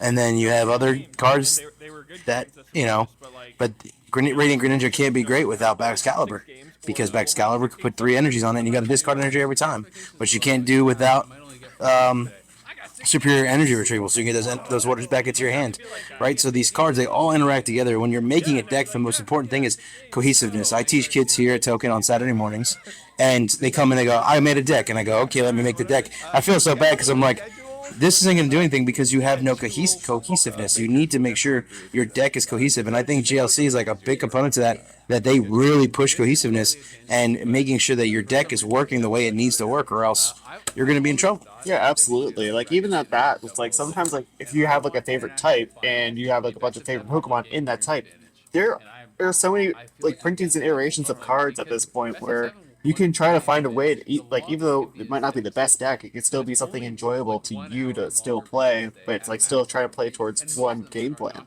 Absolutely. All right, so we're bumping the stadium, which before the stadium was to help him take less damage for Dragon and Water type Pokemon, if I believe so, for that. And now CJ dropped in. Trying to pull up his deck list and go through the mess that he gave us.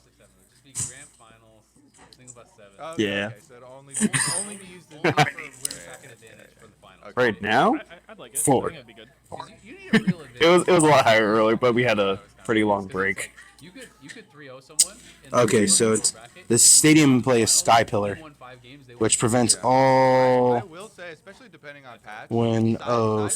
Of course, I can read that. Oh, it says prevent all effects from Not as much as a full game. um, Not as much as a full game. onto your Yeah, bench so that Pokemon, was- both yours Okay. and your opponent's. Okay, so For the side selection too, though, it's actually probably more fun if we do the. I just gotta Google this one.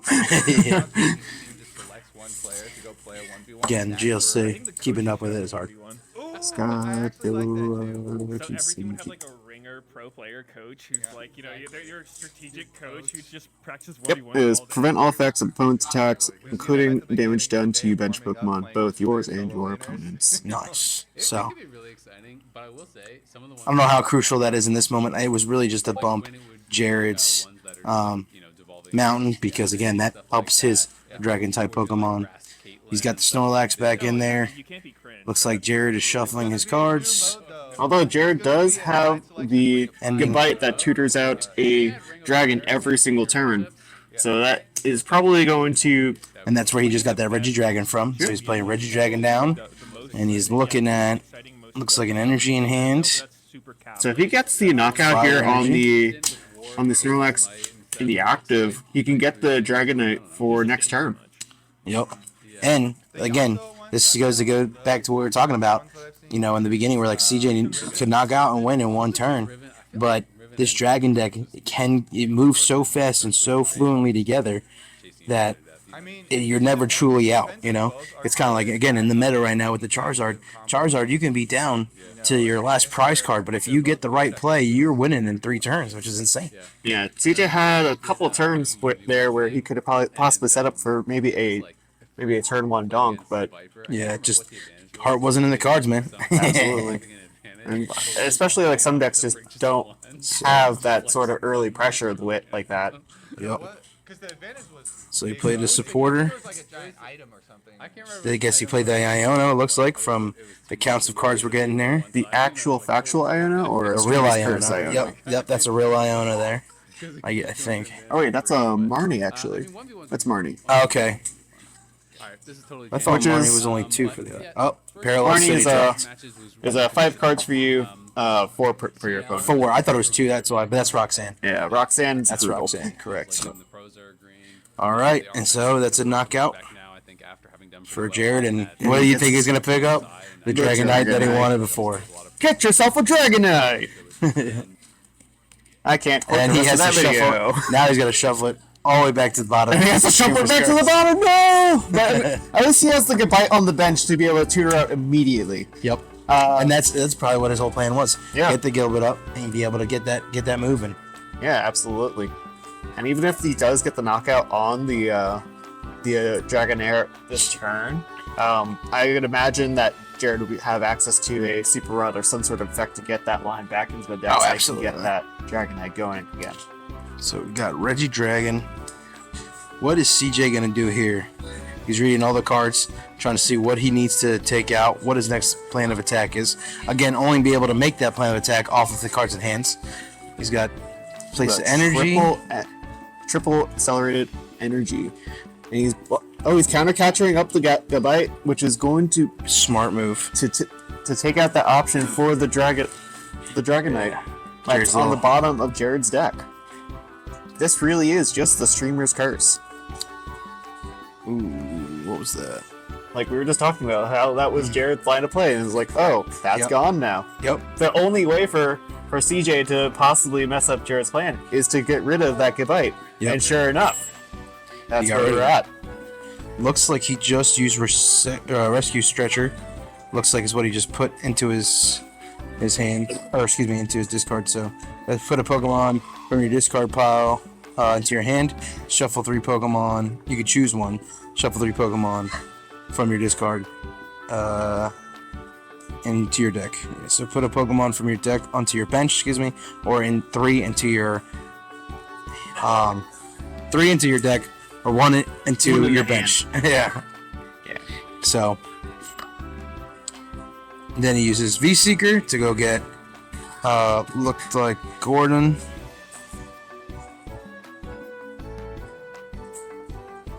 At some point, I have to have like an instant replay thing where it's like someone like does like a slow mo, picking up a card and see it. Or just do it all in slow mo, and then we could just be like, "Oh no, the stream is just real bad today." Sorry, folks. Really, it's just so that we can figure out what the heck's going on. Yeah. So what did he just put down? Oh, he's getting ready to discard stuff. CJ has quite the grip there. Wait, that's just his deck. Never mind. Oh, he's picking his cards that he wants. Oh, it's Gloria.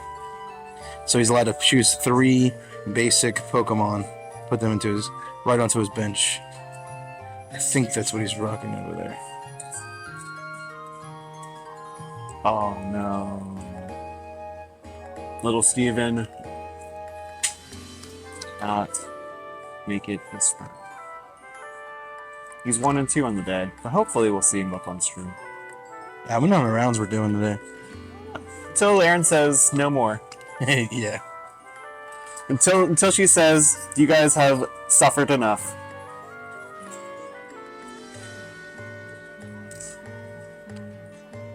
Well, it looks like CJ got the knockout, so he's putting himself in a good spot. Jared brings back the Dragonair so that he can start his goal right now, find the Dragonite. Find the Dragonite.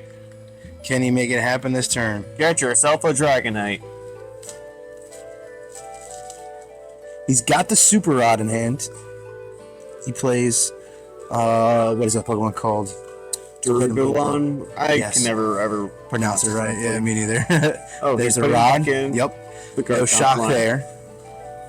Seeing if he's got any other energies or anything he can throw in there with it, but definitely throwing that back in there as a major piece to his puzzle he's got working here. Yep, and he puts the Right back Gibble out. right back on bench. And giving it a good shuffle also lets him have the option to find a way to get that Dragonite Back up top. back up top. Yep. Yep. Yeah. And the same, I mean, and here's the other problem. So we're sitting here going, man, how is he going to get it back? The other problem is in his prize cards. He's got an Ultra Ball and a Nest Ball. And Nest Ball's not going to help him, but the Ultra Ball would be super clutch right now. But he can't use it. Yep. And he just got back to a card that helps him get a card out of his prize card, so he could get the Ultra Ball, but he can't because they're flipped up. You think there was possibly a line for Jared to just retreat to the Regidrago and then see if he could draw into it? Maybe, but at the same time, the Dragonair is doing enough to swing on most of these things in within a turn or two. So, you know, if that's your main attack, because then you're just making your main attacker stronger. Yeah. So, obviously, CJ is a little afraid of that Dragonair because he keeps sending it back also. I see. So, I think he's, you know, it's not a bad position. So they have Artisan up. Yeah.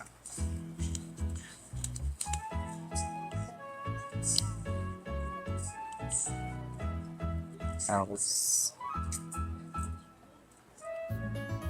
Don't worry about it. So CJ's looking around. Iono. Iono. Did you just play that? Oh wait, no, it was a streaming screen. It's just so many cards. Wow, Jared throwing away the rock man. the deck, out of the Quick deck. ball. Oof, it's tough. That's a tough shuffle. Yep. So he backed up, then he went back for it. So they did decide to drop the Iono. CJ's picking up 3 cards. Jared's picking up 5. 5 cards on both Okay. decks. Those white sleeves throw you off a little bit. You can't see edges.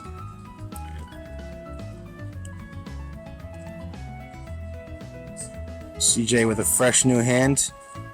At least with this, you know, Jared can kind of figure out the double dragon energy in hand too. So Oh yeah. even if he gets a knockout there, the Darugulon is a very good revenge attacker. Ooh, drop the Parallel City with the 3 bench space on the Jared. So Jared's got to get rid of a Pokemon.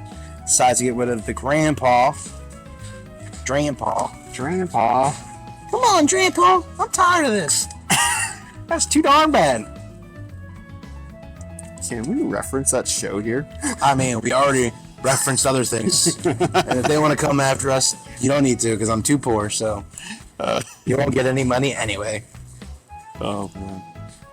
I don't think you can really go after people for memes. I think it's already in like the local vernacular. Yeah. And I said grandpa, so I didn't say grandpa. So it's not a direct quote. Oh, okay. Yeah. See? Yeah. It's all about how to get around the rules. Okay. Ooh, Hey, Roxanne. Roseanne's backup, is it?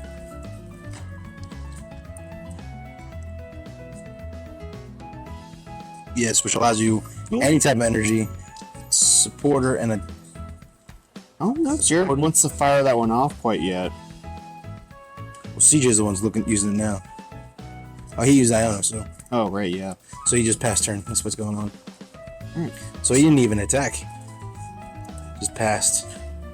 Attached energy to the Regidrago.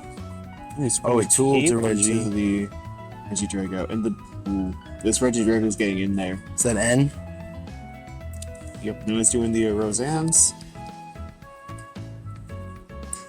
This is Grandpa and the Dragon Tutor Shuffling it up. Stormy Mountains, I believe. Yes. Stormy Mountains. Trying to protect his Pokemon. I think it takes 30 less damage, or does more It damage. just searches out basic Dragon and Lightning Pokemon. Oh, I thought that was the one. I'm thinking of Springs. Oh, yeah. Maybe water fighting. I thought the mountain did that too. Brooklet something. Yep. Shoop. Uh-oh. Oh, he just did that and then passed. Great. Yep. And then on whichever Pokemon's in the active zone for CJ, it has 160 damage on it. So he's retreating? Nope. He's thinking about. Do the manual Google reverse image search on that Pokemon with your eyes. It looks like. I would say from the first match, it looks like the Kangaskhan, but. Looks like Or is it the Buffalo? Ars or Ursaluna? Let's see. We're cruising. Ursaring? Skidding. I can't just Yep. Ursaline. Ursaring. Ursaluna. Ursaluna. Okay, I don't see the other boost that wasn't. So it's got 180 HP. It's got Pete Hunt. Put 2 cards from your discard pile back into your hand, and does 200 damage if you discard 2 energies from that Pokemon. So that's quite a steep cost for that second attack. Yeah, but with double turbo energies and things, you can get around it. Making do. Alright, so went to Jared. CJ shuffled his deck and he drops down the stadium. So bumps the stadium back to the mountain. Drops another card. Really, that probably all was so that he could make sure that he can get his bench full. Yep. And it looks like he's just looking through his deck to find one more dragon, but it doesn't seem like he does. Not any more basics. So he's just trying to fight for that Dragonite. Yep. And so Jared has perfect information on what cards he has access to. Once that Dragonite comes out too, this is as good as probably over. These Dragon decks are quite incredible. Get yourself a dragon! Guzma. With the Regidrago coming up, and that Pidgey is going to be biting it. Yeah. Or that's Pidgeotto. Pidgeot. Yep. And Dunk. 4-2. For 1. So it looks like Jared's going to be grabbing a prize card and then shuffling it immediately away. Yeah. Just trying to side. I mean, that's another strategic play. Like, what do I not want in my hand? What do I need in my deck but don't need right now? Because... Does that break everything?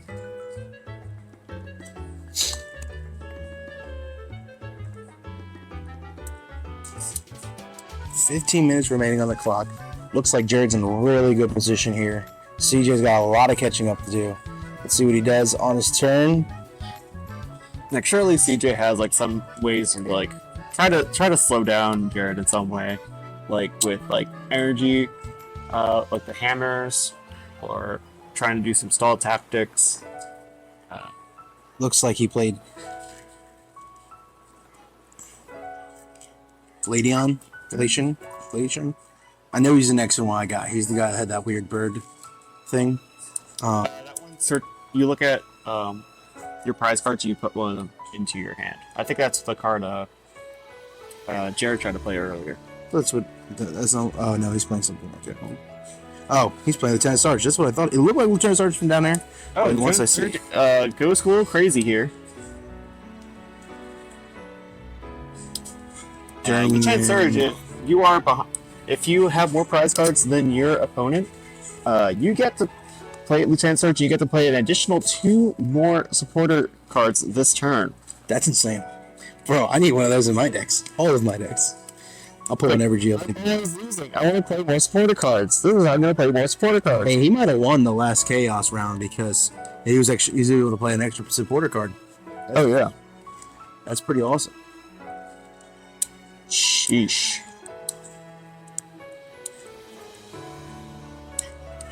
Putting card to the bottom to then draw a card. And looks like CJ's just going to ship it over. There's not much Yep. else to do. He's kind of in a weird spot. It looks like he's kind of getting low on deck size Ooh. too. It looks like. Looks like it's the field blower Ooh. to the Oof. both the tool cards on A Ringaroo. Pokemon there. The Ringaroo and the Ursulina both got taken off with the field blower. That is a very powerful card in the GLC. Being able to kind of wipe things off and reset things, send your opponent a turn back, maybe 2 turns back, is super crucial.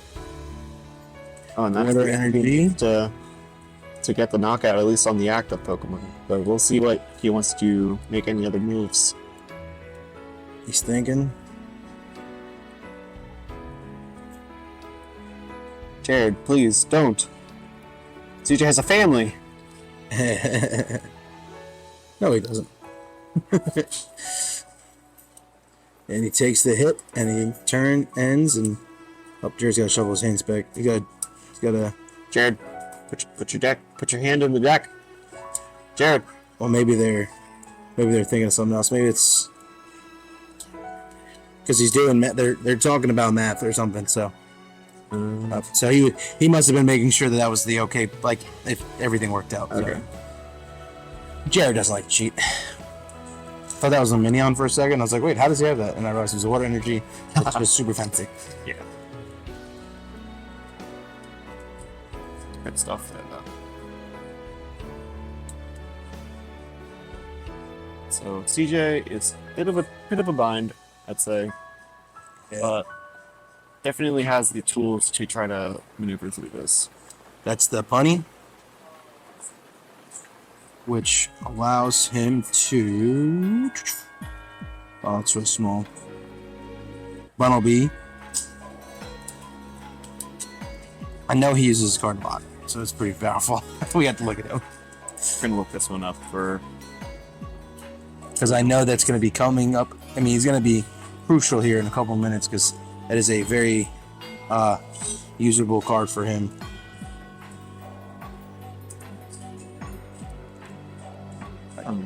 Omega. Maybe. Looks like it. Yep, there it is. 21 cents if you want to buy it. 21 cents at your trusted TCG player. This card reads Omega Barrage.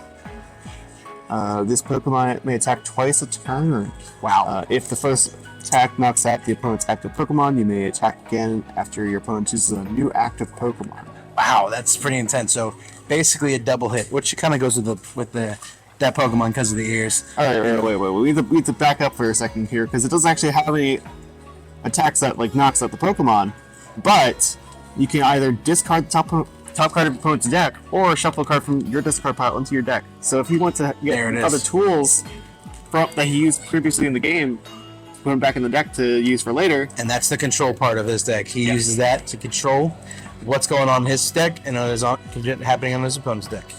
CJ, cool and calculated at every turn. It's got to be when you're a control player.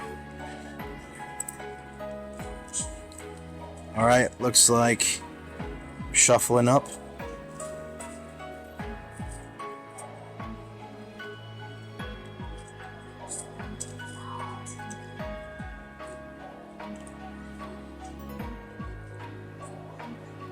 It's like Jared drops down some sort of. CJ played Hex Maniac, which is why they shuffled up, and then he ended his turn after that. So now it's bringing up the Regidrago. Regidrago, order. very formidable attacker. Looks like a new stadium in play, and so why he took the 2 damage. Oh, and that's a Cynthia. Cynthia. One of the pretty Cynthia cards. It has a Garchomp, it has a Cynthia. What more can you ask for? Calm down, Zach. This is a family podcast. Look, I'm not weird about it, okay? Not right now, I'm not. It's not what you think.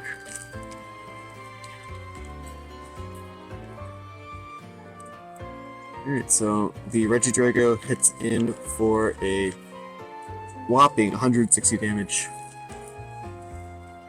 to the active Pokemon. The Bristlewater.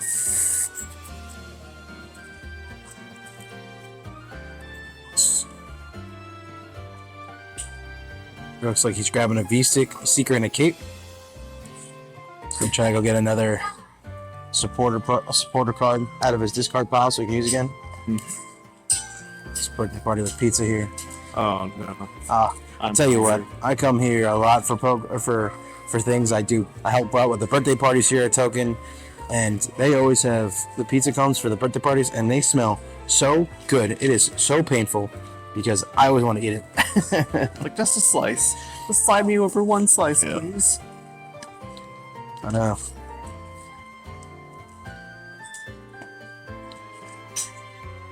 Seven minutes and 23 seconds left. Jared is up ahead, 4 prizes to 5, and lots of his board is just ready to start clearing out the rest of CJ's board.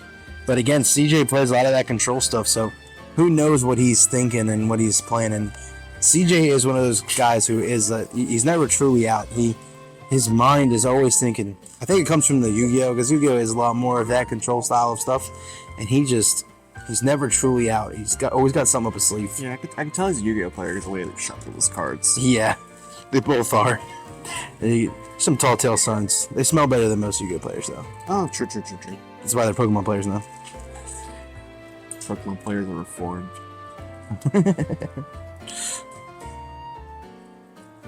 So that was a Fighting Fury cape onto the Dragoon. I'm not gonna try to say it, man. I know we need a pronunciation thing. That Maybe blue and red dragon. Yeah. That's goofy. Yeah, from X and Y era. I wasn't even in Pokemon. That's when I started leaving.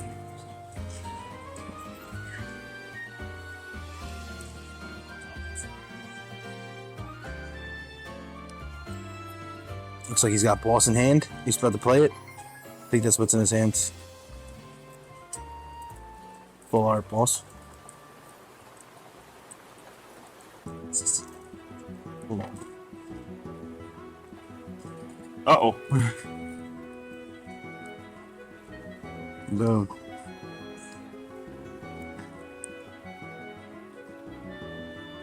So it looks like Jared is grabbing a new fresh set of cards from the open on the bench there. He's got the Skitty now, and he played another Sarge.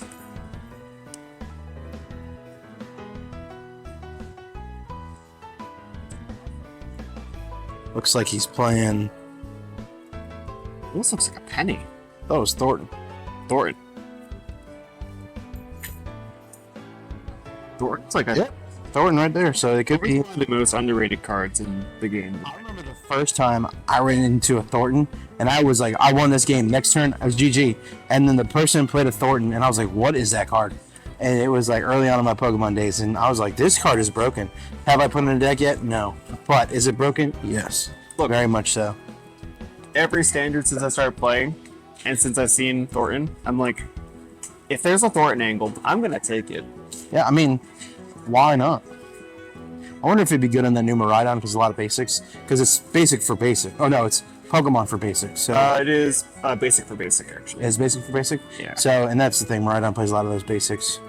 It's the deck I'm working on right now, trying to figure out how to play. It's complicated, but he's putting down another parallel verse, man. This is the card of the day, and I've played GLC a couple times, and that is the card that most people play a lot of because it does shut down about half of your bench space. You're going down from 5 cards on your bench to 3 cards on your bench. It comes super clutch, especially for a setup like Jared's. Now he's already got all his dragons. He's doing pretty well, but early on when he was trying to get all his dragons up, he needed the Gilbit so he can use that to get his other Pokemon.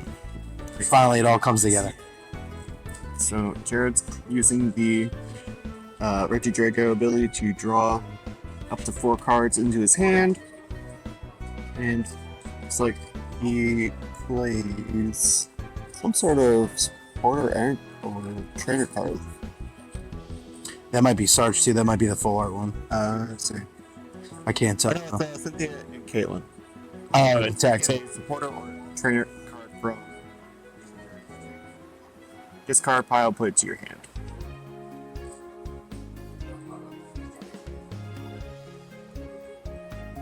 Mila allows. Oh, he discarded the Mila to then draw 3 cards off of the. Yes. Yep.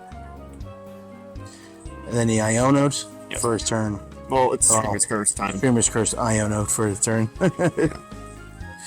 All right, back at CJ's court. The real question is, where are these damage counters going? Because I saw 180 on the Ursaluna, and then now they're gone. It's a good question.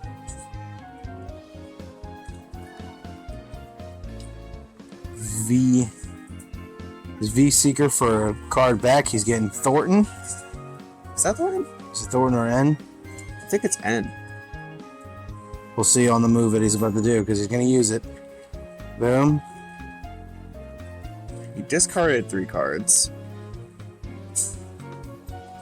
I'm not sure what that was. Oh, Place his energy. we need to see the pile. Oh, that's right. I have his.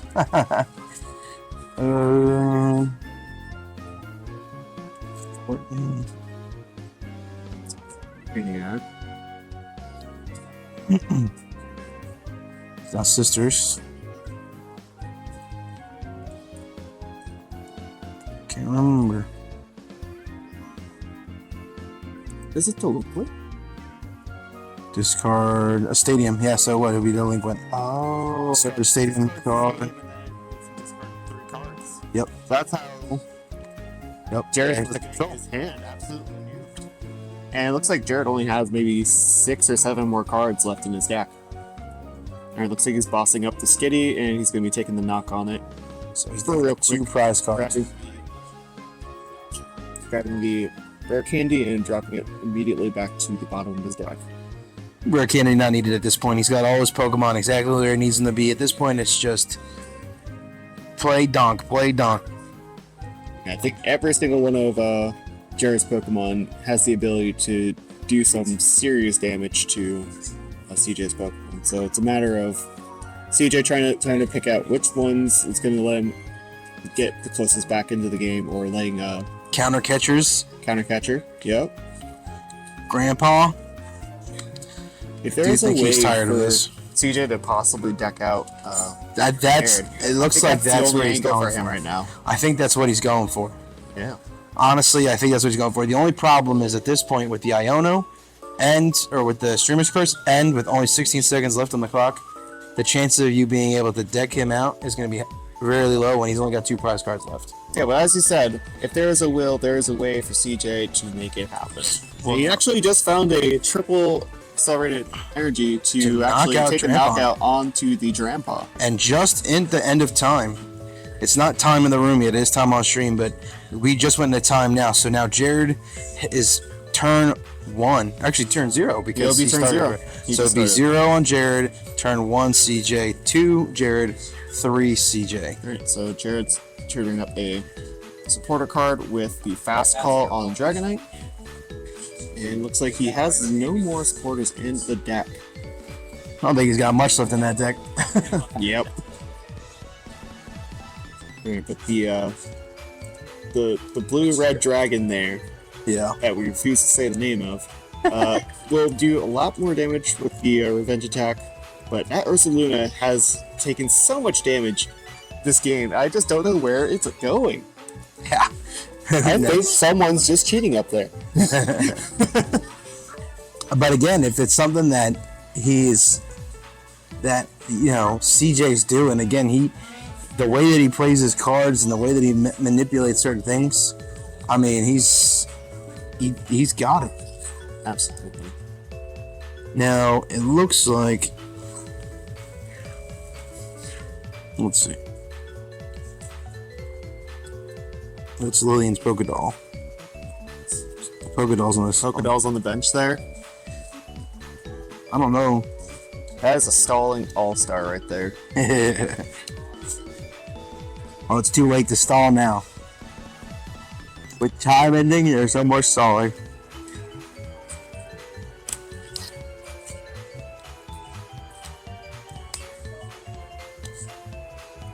Tough. Tough time. And he swings, switches. It looks like that damage just keeps falling off for some reason. And boom, there's the knockout. And Looks like Jared's the winner here. oh, he had a luxurious cape on the. That's why so- it does so much damage. And so that's why he also took it off to be like, yeah, this is basically gone. Just so Uh, they had easy math. That makes sense. That seems like something I would definitely do. Well, that's. but they had so much that- dice there provided for them. These are grateful players up there. Jared with the dub, going to a 2-1 record. He's killing it. Looking at making it rain with the dice. It's just, again, things Jared does to be fun. Well, so that was a really fun round to watch. Hopefully, he doesn't look at anything weird while we're watching him on his phone. Oh, you cut the stream too fast. Thank you. Oh, we wanted to see weird things. I see some things off of Jared's Twitter Twitter feed. So His Instagram. It's like, yeesh. oh man. Well, that was an awesome battle. We saw just how superior Dragon is, and if you play GLC at all, you already know this. And if you don't, if you are able to make a good Dragon deck, it goes a long way. There's been so many Dragon cards, and with new cards slowly coming out, because the next super cool set that's coming out is a Dragon only set. The next special set we're supposed to have to celebrate the year of the Dragon. I love that. Yeah, I don't know how so many much. dragons. I don't know how it's coming across here. I know that it is coming to America through a group of other ones, but it is one of the sets that Japan's getting, and it's Dragon heavy. So if you like dragons, now's the time to start playing Pokemon. So that's Play right. dragon, play dragon. That's right. So that's gonna be the stream tagline of the day. That's gonna be a stream tagline of the day. Well, looks like they just announced the next matchup. So fortunately, we don't get another break. Oh, nope, we got a break. Oh, we do have a break. I wonder.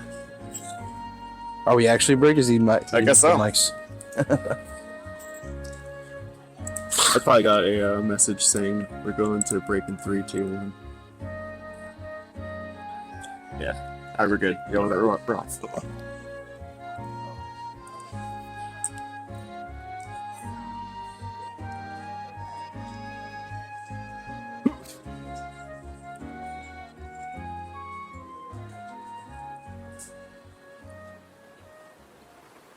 Mm-hmm. How's commentating? Black. So much better with having 2 people. Yeah. Oh yeah.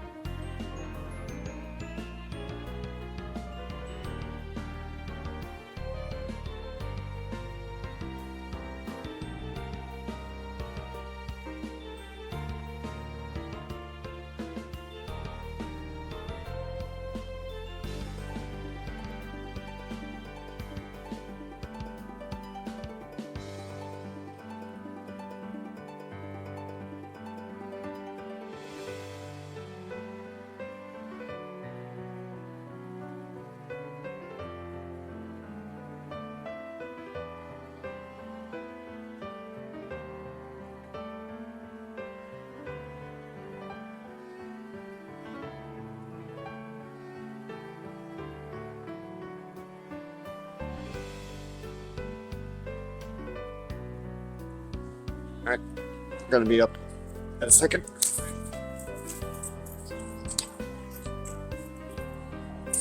All right, and we are back. And so we got the notification of what the last round of the GLC Chaos Edition event here is going to be the tag team rule set. So once per game, you may use an additional supporter during your turn. Think of this as your V-Star from the round, for the round. If you use it, Lieutenant's Surge's strategy, you may play an additional supporter to that turn as well. So you can play 3 supporters. 3 supporters. If you play it right with Lieutenant Surge. That's But nuts. You can only use it once per turn, but that's still pretty awesome. I think it's a cool spin on this All right, so let's get right into it here. So we got Connor versus Jared. Jared is going to be on stream for the rest of the day. How about that? 3-0 Connor is one of those guys that he's newer, but man, he has just been killing it. Absolutely, like he's been all over the state, playing all these different GLC events, hitting at least like in the top like it's all positive win rate. So it's like he's finding good success on this dark GLC list. Yeah, and not only just in GLC, but also in like normal and standard play. He comes up with some of the craziest stuff. He played something the other day in Serena with Abra, the new Abra, and it was insane. I've never seen anything like that. It sounds like we're about to start the round, and we're starting. So he dabbed up, and so we knew it was dragons, and we got Dark on the other side. excellent. So it looks like the coffin, if I'm a betting man, because I've played against this Either deck the with. coffin, or we're going to be seeing a very early Guzzlord. Yeah, now Guzzlord isn't that. He only has a shiny coffin, so that's how I knew, because I have played this before. I have played against his dark deck before, and have lost. Yes. Also, I played against his dark deck and has won. That was one of my 3-0 wins. Oh. So we won. Yeah, I did win off of that. I gotta say that, despite this being a token theme stream, I know that there's another GLC event happening on Sunday, and I'm like, I need to go to this because I'm fixing to play some more GLC. I mean, listen, after watching some stream, I don't think I'm too far from here. And I'm not the biggest GLC fan all the time, but it is making me itch to want to play. Or should I say lose, because that's normally what happens. Alright, maybe we'll shuffle up after this one. Sounds good. So he's got the Ready Drago up, Gilbert out, ready for the evolution, so we can start getting his other dragons out. Turn passed over to Connor. Connor's going to attach his energy to his coffin. Actually, that might be Wait, a Perleon. You see that? It might be a Perleon. Oh, that's a Perleon. Yep. But Connor, he has the special. V-Star marker. Look at his V-Star marker. Is that the Paulo one? Yeah, I don't know who that guy is. Oh, you don't? I'm out of. I know it's on the Discord. I don't know. Well, if you know, you know. That's all I'm gonna say. I don't know, and I don't know. Maybe one day I'll learn, but today's not that day. I think it's a local thing, but I don't think that guy doesn't come around here to Token too often. So Not too often, no. I think he's more up towards the north, for sure. yeah. So one thing about Maryland, we're not the biggest state, but we are pretty spread out. So It's so spread out. Like, if you go over the Bay Bridge, it's just an entirely different state. yeah, for real. You go south of here, another state. It's another You state. go north of here, 30 minutes, another country. All right, it looks like he put down the Zoro nope, Sneasel. It looks like the Sneasel. Yes. Or Hoopa. No, it's the Hoopa. It is the Hoopa. The Hoopa. The So Hoopa. it only does its damage if it moved into the active zone in that turn. Yeah, and it does 90 attack, but it isn't affected by weakness. That card has broken me a couple times. And I've it had to take that. already took a quick knockout on the Gibble. Yep. I don't think Jared wanted that. No, that is the one thing again about Connor's Dark deck. It does move very, very quickly. Dark decks in general, like they have such a vast repertoire of tools that it can use to either get really, really good advantages early on in the game, or being able to do very powerful things in different ways. Yep. So it looks like Jared's playing a tag team. Can't tell which one it is, but we'll see what he picks up from it, and then I can maybe get a little closer. I think some of this is also just a deck check. Oh, I think that's the Guzman Halal. Okay. All right, so looks like he's grabbing Stadium. Probably going to be grabbing Special Energy and a Troop. I always have to like look at that card and say, okay, what does this card always grab? Yeah. It's got a laundry list.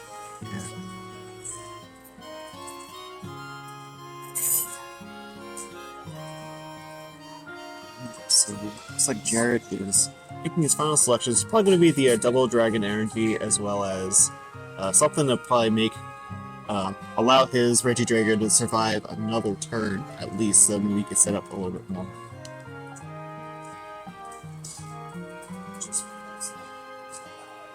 You know, Connor's trying to look to keep that 4-0 route.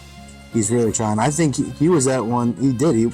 He played yesterday or the day before, and he got For first tonight. place. He got a 3-0 at I think it was Player 1 or somewhere. Yeah. Wherever they do their Friday night. It's Tournament City. Yes. Tournament City games. Yep. So yeah, he's on the tear. Jared grabs the cape. He's got. I think he still. Like you said, I think he does have to find an energy. Yep. Double Dragon Energy. So if you were Connor in this spot right here, what would you want to try to find to try to get to close this game out right here now? The truth is that where he's at, I don't know if he could knock out the Regidrago in one turn, even with the other extra stuff he has, because his stuff is very like depending on what the other person is doing. But really, right now, what he has to do, he needs to start getting some of his supporter cards onto his bench. The Zora Aura, he needs to start getting ready and prepared for. The wheezing, the coughing and the wheezing, because that neutralizes Pokemon and poisons them, gives them extra damage on that. And the Guzzlord, because that basically neutralizes your Pokemon. Because that one is the one that it stops item cards. Or no, excuse me. No, if he's able to use it, it's 4 energy, but he gets an extra prize card so he can start moving things faster. So really, he's trying to kind of maneuver these things in such a way. I don't think he's in a bad spot, but I don't think he can pull off a turn win, especially now that Jared's got a second card now on base, the Gilbert. Yeah. Being able to get that Gibble back out is definitely huge for him. Yeah, I can see him going for the Galarian Moltres here. Hoopa, he's got to move back. And the Hoopa works really well with, I want to say the Zora, where they bounce back and forth with each other. And every turn they do stronger attacks with it. Looks like he plays the Professor's Research to draw 7 new cards. I feel like it's the first time I said Professor's Research today. But again, when you're playing a game where you can't get your cards back too easily, Professor's Research isn't always the best option because you're throwing away a lot of resources. Absolutely. And I've seen lots of times when I've played against Connor in the past with this Hoopa, where sometimes that Hoopa just gets stuck in the active. Yep. And its attack only works if it moves from the bench to the active. So Yep. if it's stuck up there, he's just going to be having basically dead turns until he's able to come back out. Well, it does have the Float Stone or the... He has a Fighting Fury belt on him right now. Oh, okay, I thought it was the stone to make him retreat for free. But... yeah. Yep, Fighting Fury belt. You are correct. So, playing the Nest Ball. I would assume, looking at his board state, he's probably going to go with the Guzzlord, and I am correct. The Guzzlord is his... that's the baby. That's the one you want to get out, and you're swinging for 120, you get an extra prize card. It is a good card to have in the back pocket. That's actually the first time I lost to him with that card was because of that. I forgot that it takes 2 prize cards, and I thought I had it in the bag, and boom, here we go. Yeah. Being able to just out of nowhere just start taking multiple prizes in what is generally a single prize format, it definitely can disorient players that are not used to that sort of pace in this format. Absolutely. They dropped the Sneasel, and I was gonna say something about. Oh, I can't remember. Oh, the other thing with the Guzzlord too is when he gets it into the active and it's got 1 energy on it, he can start discarding the top card of his opponent's deck. So again, where Jared only has so many dragon type Pokemon that he can mess with, he needs those Pokemon. And if Connor's lucky enough to top deck the Dragonite or the Gilbert and all those other Pokemon, not the Gilbert, the second form. Oh, I just forgot. Either way, if you get rid of him, it puts Jared in a bad spot.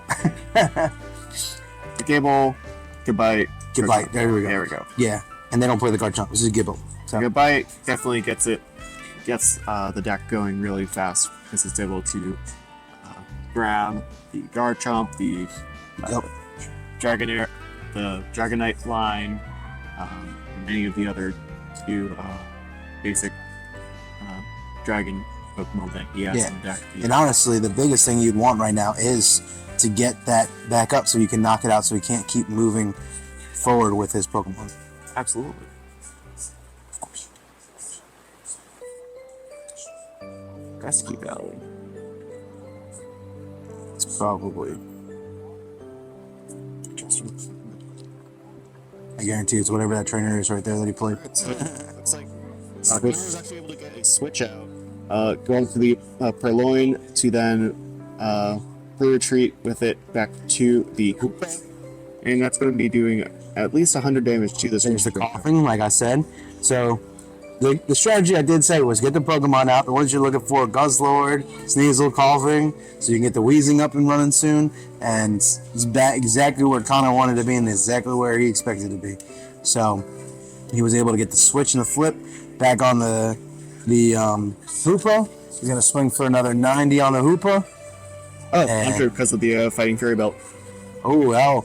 Hey, Jared just pointed out that he had the Parallel City in play, so he had to actually pick up that Weezing back up and put it into his hands for that turn. So Jared buying a little bit of time because that Weezing, I'm pretty sure it's the one that allows you to draw a card.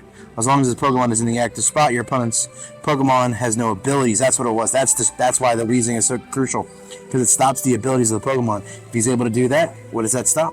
It stops the Gilbert. And so, again, Everything neutralizing Dragon deck. So, again, with GLC, a lot of neutralizing, a lot of that control is super crucial when every card matters and every part matters. And if there's something that puts a wrench into your plans, it's really hard to get around sometimes. Yeah. It's like there'd be no Fast Call, there'd be no Dragon Search, there'd be no Regidrago drawing you 4 cards. Exactly. It's a very detrimental card to what Jared's trying to do. The crazier part is I feel like it's been at least 4 minutes and I feel like Jared has not gone yet. You won't. We'll let him cook. We'll let him cook. Oh, he found the Goodbye. Just in time. Oh, sounds like we got a raffle going on over here. Hey, yo. Nathaniel wins something. Boy! Wow, look at that. I don't know what he wins, but he's winning something. Is it the Squishmallow? Bro, tell me it's the backpack. Oh, man, you should went for the... Go for the backpack. You already have a Switchman. This boy. It's so comfy. Wow, that's lame. I'm not even on the spin wheel. But Wait, I'm not on the spin wheel either. Yeah, this is ridiculous. Jake, if you can hear us, tell Aaron to put us on the spin wheel. Put us on the spin wheel right now. I want to win things. Oh. All right, back to the game. We got distracted. Anytime, this is the ADHD. He's got spinning wheels on us, and Oh no, the camera keeps me. oh man. So we switched over to Jared's turn. He got 110 on his Regidrago.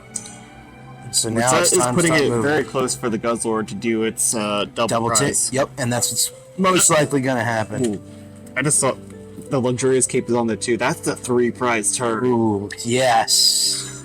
Ooh, that's rough. But he needs, because what's Regidrago at? Its health HP? Is it 140? I think it's Or 140. Look that up, because if that's the case, it's 120. So you need, if he has more than 20 left on the natural card, then yeah, he's in big trouble. 130 HP. It's even lower. Oof. So That's actually Xaxes. So is that 230? So yeah, if he brings that Guzzlord up, Jared is in some deep doo-doo. That's 3 prize card turn in GLC. That's unspeakable. That's implausible. That is scary to think about. Looks like Jared traded up to the Sneasel.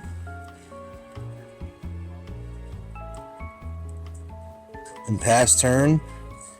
Connor plays Super Rod, bringing back, it looks like his Wheezing. He must have got rid of it earlier to do something. Which didn't shuffle, so it must means he's going back in. Oh, but he has the new promo Super Rods in his deck. That's because he's been traveling the world getting them all.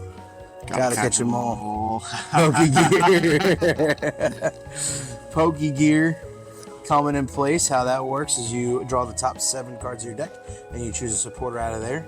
So he's looking for a supporter. I don't know what supporter he probably is looking for. Probably something to make him switch Pokemon around. And I do believe Also, he already probably used his wouldn't be a tag bad team idea. ability, so he already used his second supporter card during one of his turns. Oh yeah. Probably missed that at some point. Oh, we still have CJ's pile of cards in the top corner. It's like course. So funny. Oh yeah. It's okay. CJ just here in spirit. Rooting Jared on.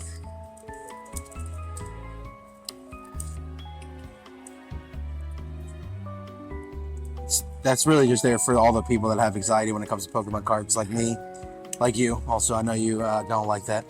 Again, going back to my son, if you look into his backpack, you have an aneurysm every time.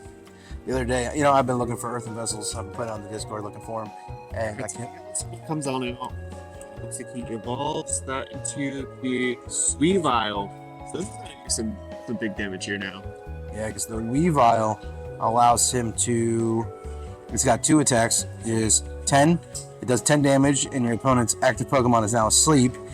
Or the Evolve Mission, which is 1 dark energy for 5 times. This attack does 50 damage for each of your opponent's Pokemon that has an ability. Oh, and I count 1, 2 abilities on Jared's side. That's It's 100 damage. On its own. But at the same time, do you want to attack with that, or do you move the Guzzlord up? Does he see that play? Does he see that? Well, problem with the Guzzlord is he needs 4 energies on there. Yeah, so there's a lot of energy. That's where the dilemma needs. He would need a Dark Patch. He need a lot of energies there, and that's not there yet. But it would have been a great move. But he can definitely take the 2 and be happy if he knocks it out. All right, come on, Jared. You can do this. It's just basic math. So he used the 100. So we're looking at 6, 6, 12, 18, 19, 20, 21. So 210. So he has 20 damage left on that Pokemon. Yep, and it's still just like a 3 prize turn waiting to happen with that Guzzlord. Now, if I was Connor, there's one card in particular that I'd be looking for if he has it in his deck. I'm going to look for it right now, see if he has it. It doesn't look like it, but Lost Vacuum would be super clutch right now. You Lost Vacuum, and then you could still attack that turn. That would be the move, but it doesn't look like he That'd still plays be a a 3 Lost. prize turn in some way, too. Yeah, exactly. So that would be the move, but he does not play Lost Vacuum in his deck. Lost Vacuum or a Field Blower? Field Blower, I don't see either. Oh, he does have the Field Blower. So if he can get that Field Blower He out. does have a Beast Ring in hand, actually. You get a quick read on what Beast Ring does? V-String. Let's see. I don't see it. We're going to look it up. Let's get that going for us. Because that would be very clutch. Again, you're going for those big prize swings and seeing. Alright, so Beast Ring is you can play this card only if your opponent has exactly 3 or 4 prize cards. You may search your deck for up to 2 basic energy cards and attach them to one of your Ultra Beasts. Then shuffle your deck. So that's how he's going to try. You would try to use that to get his Guzzlord up and running. But Jared has 5 prize cards, so he needs to allow him to take 1 more prize card. That's why the Sneasel's Connor, happening. surely. He's like, oh no, my my little vulnerable Weavile is just in the active zone. I hope you wouldn't knock it out so I can go. So you can go to 4 prize cards. So I can use this beast ring that's in my hand.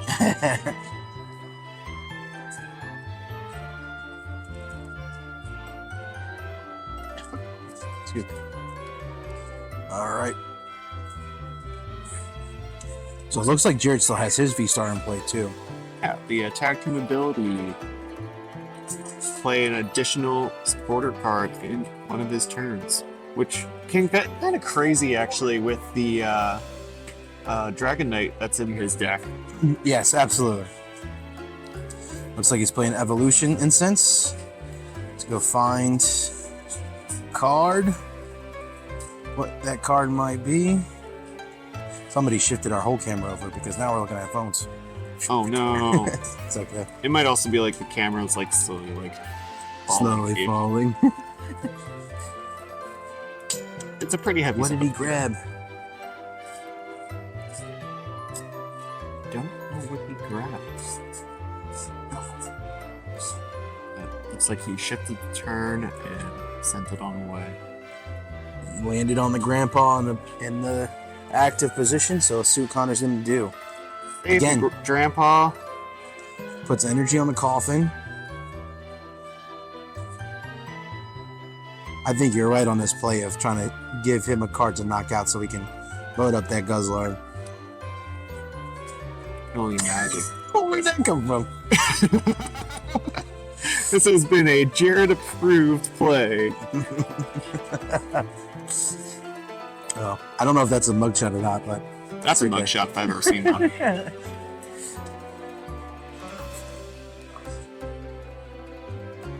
XD, as they say.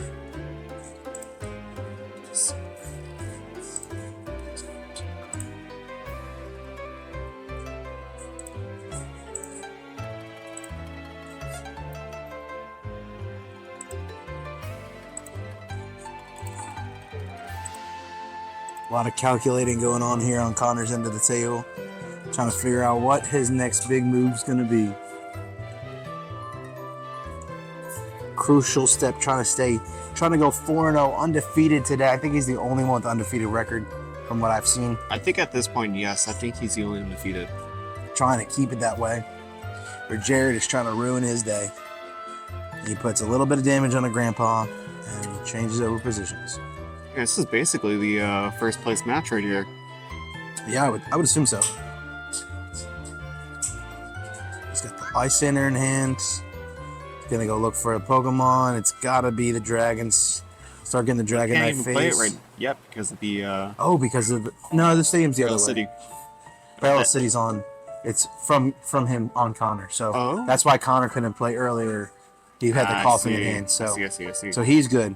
But Jared grabbing the Dragonite, or excuse me, Dratini. There we go. I'll get there. Okay. Dratini's a funny Pokemon because it's one of those Pokemon that people like. Every time you look at like what actual size of Pokemon is, sometimes they're super big and sometimes they're like average size of a snake or something like that. You know. Yeah. But I always find it funny. Sometimes you see it like when it was in Scarlet and Violet and it's just swimming in the water. You're like, that's not too bad. And I've seen other ones where it's like this size of a mountain. I'm like, oh man. Oh, Pokemon size is not consistent. absolutely not. Oh, Party foul. Party foul. foul. Foul. It's a 17 prize card penalty. Jeez. Jared approved by his picture on the front. Jared approved.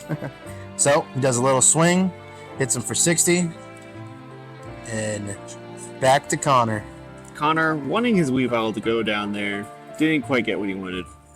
But But he's still in a good position. He's probably going to knock out the grandpa this turn. He's got 2 energies on his Guzzlord and needs 2 more. As soon as this Pokemon gets knocked out, he's ready to rock and roll. And if he could take other things down on the same time, he's doing all right. Field blower, boss's orders, anything like that, bring Regidrago back up would be clutch. But I think he's in a good position where he can kind of just slow play it and see how to move forward. absolutely. Great. So he evolves into the Garchomp. It has the Sonic Boom ability, I believe it's called. And He put the balloon on the coffin, so we can start getting that swift change in and change out of the Hoopa, which I think is gone. I think that's what got knocked out. Yeah. And he knocks out the grandpa. No, Grandpa. So I think with the grandpa down, I think that puts him at 4 prize cards because I think he had a knockout earlier. It's either 3 or 4, of course, a little off stream, Yeah. but Like the camera's like slowly drifting. Like well, people were shaking it a couple minutes ago, so that's definitely what happened. But it's all right. yeah, we only do scuff streams here. Listen, underground. The Dragon Knight is played, Okay, and this the is the Dragon turn Knight where is that Jared used. needs. This is where we're moving.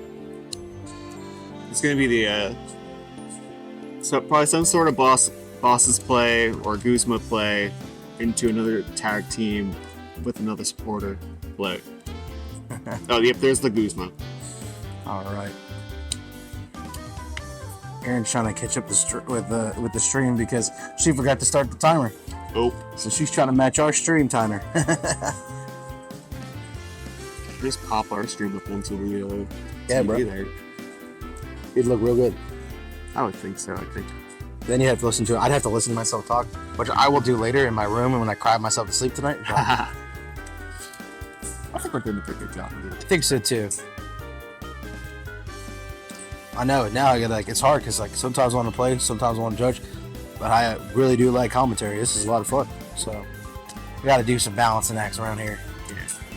Good news is that now we're officially in, so we're doing challenge a month, a cup every quarter. Like we got a lot of things going on. So it looks like we had a double switch. He So uses I the- think he uses. Would he use escape rope maybe? No, It's he hard used because the Jared's Guzma. discard. Oh, okay, because Jared's discards on the side and he keeps putting the Pokemon or he puts the cards right in the discard, which makes it a little hard for us to see. So we're only gonna get a catch. Sneasel gets brought up. So we got Garchomp versus Sneasel. I'm thinking Final the Garchomp might have a little bit of a favor here. Well, they use rescue or Connor uses rescue stretcher to get his Guzzlord. Oh, he's Guzzlord Beach back. Train. So Connor has Jared right where he wants him then. Yup. Now all he needs is some way to be able to switch the Regidrago up and get his Guzzlord up, and he's gonna be in pretty good shape. I guess he still needs 2 more energies because that If he Card only got finds 2. a double colorless or a twin energy on there, I think he'll be able to do it. But do you want to do that because that drops you down to 100, and you wouldn't be able to knock out if you're going for the Regidrago. And that you need that extra 20 points. Oh no, Energy double colorless. Oh not yes, double not, turbo. not double turbo. Yeah. Correct. Yep. You're right. I don't know if let's see if he plays. Alright, looks like it's still loading up the. Yep. He's got double colorless energy, twin energy, and hiding energy in his deck. So really, if he can get the twin energy or the double colorless energy, he'll be in real good shape. That's a Bird Keeper there. So there's a switch and a. Sneasel, bringing the Sneasel back up, Yeah, Bird Keeper is and a he switch knocks and it out. Regidrago, or excuse me, the Garchomp gets knocked out. Jared is on the fences now. Yeah, especially without that Regidrago on the bench. With so much Second damage ability. on it with the Luxurious Cape, that's just so many prizes because on one card there. Yeah. Ooh. Oh, Jared's really fumbling. He's getting nervous. He's getting sweaty. He's weak to army. Arms are heavy. Palms sweaty. Palms spaghetti. Let's grabbing a supporter off of his Dragonite. He's playing the supporter right off the bat. So grab.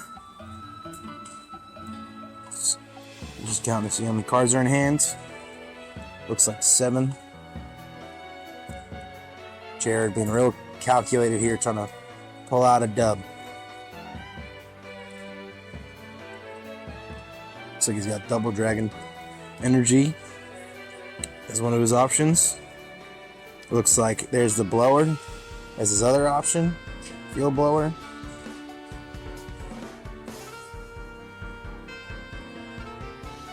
It's gonna be. Oh, if that's a counter energy, I think that might actually be able to get It's a double dragon. the wriggle on to get some damage in. Let's see what he does. Got another supporter.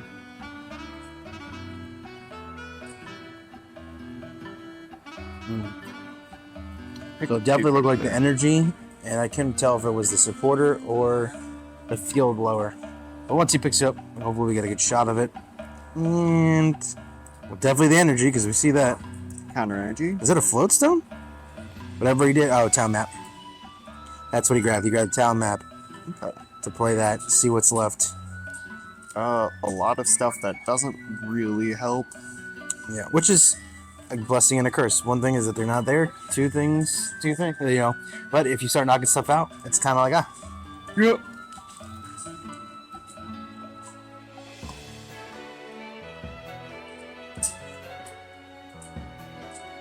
Right, so he takes the quick knockout.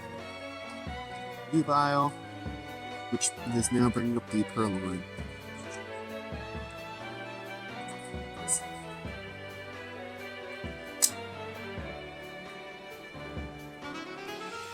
Really calculated right here. Just trying to figure out Oh, field what's blast. there. It is. It's going to go down too. So you Boom. one prize card. And I think this That's might be two. Guzzlord. He gets the two because of gets the thing. So he has to be down to his last prize card. So really, he shouldn't even need the Guzzlord. Well, I mean, it's still just a lot of damage on that thing. Oh, the Raihan. Actually, I think that'll do it if he has another Dark Energy in there. Yes. Oh, there it is. Boom. Boom, bam, bada bing. He's just got to That's get it. it up to the active. And that's. But it does have the float stone on it, doesn't it? Oh, whatever that is. Can't see with the glare. It's aggressive right there. looks like a stadium. Some sort of stadium. Maybe. Or is it showing Jared his imminent demise? Bye, Mr. Jared Pye. Drove his guard chop to the levee, but the levee was dry. We're gonna get sued from this commentary. Maybe we should like flip over the Jared thumbs up, because it's giving me a thumbs down in just a second. Just flip him. Whoop. That's it. And that's should be game right there. Big L for Jared and Connor, undefeated. 4 rounds of GLC finished up, and we have a champion, really. So That's basically our champion. Yeah, Connor did it. now I know that it's a little bit of a competition. I don't know exactly what kind of prizing we're doing for today because it is chaos and it's not necessarily fair, but it looks like they played 3 prize packs. Come on, open them, Jared. Let's see them. Let's see what you got. Crack 'em, crack 'em. You know why we're here. We're here to look at Pokemon cards. So let's see what he got. Beach Court, Lunatoon, Oh, the Lost City. Velocity. Oh, hey, that's us. Hey! Well, what a great day. I think GLC did its thing and made some games real fast, some games real crazy. The chaos element was what I would call chaotic. I would say some were misses, some were definitely fun Yeah. to watch and like see what would happen. Yeah, and it's an experiment a little bit. Aaron did an awesome job planning that out and making it happen. And I Absolutely. do think everybody had some fun. Sure, the Arvin one made some people upset, which is understandable.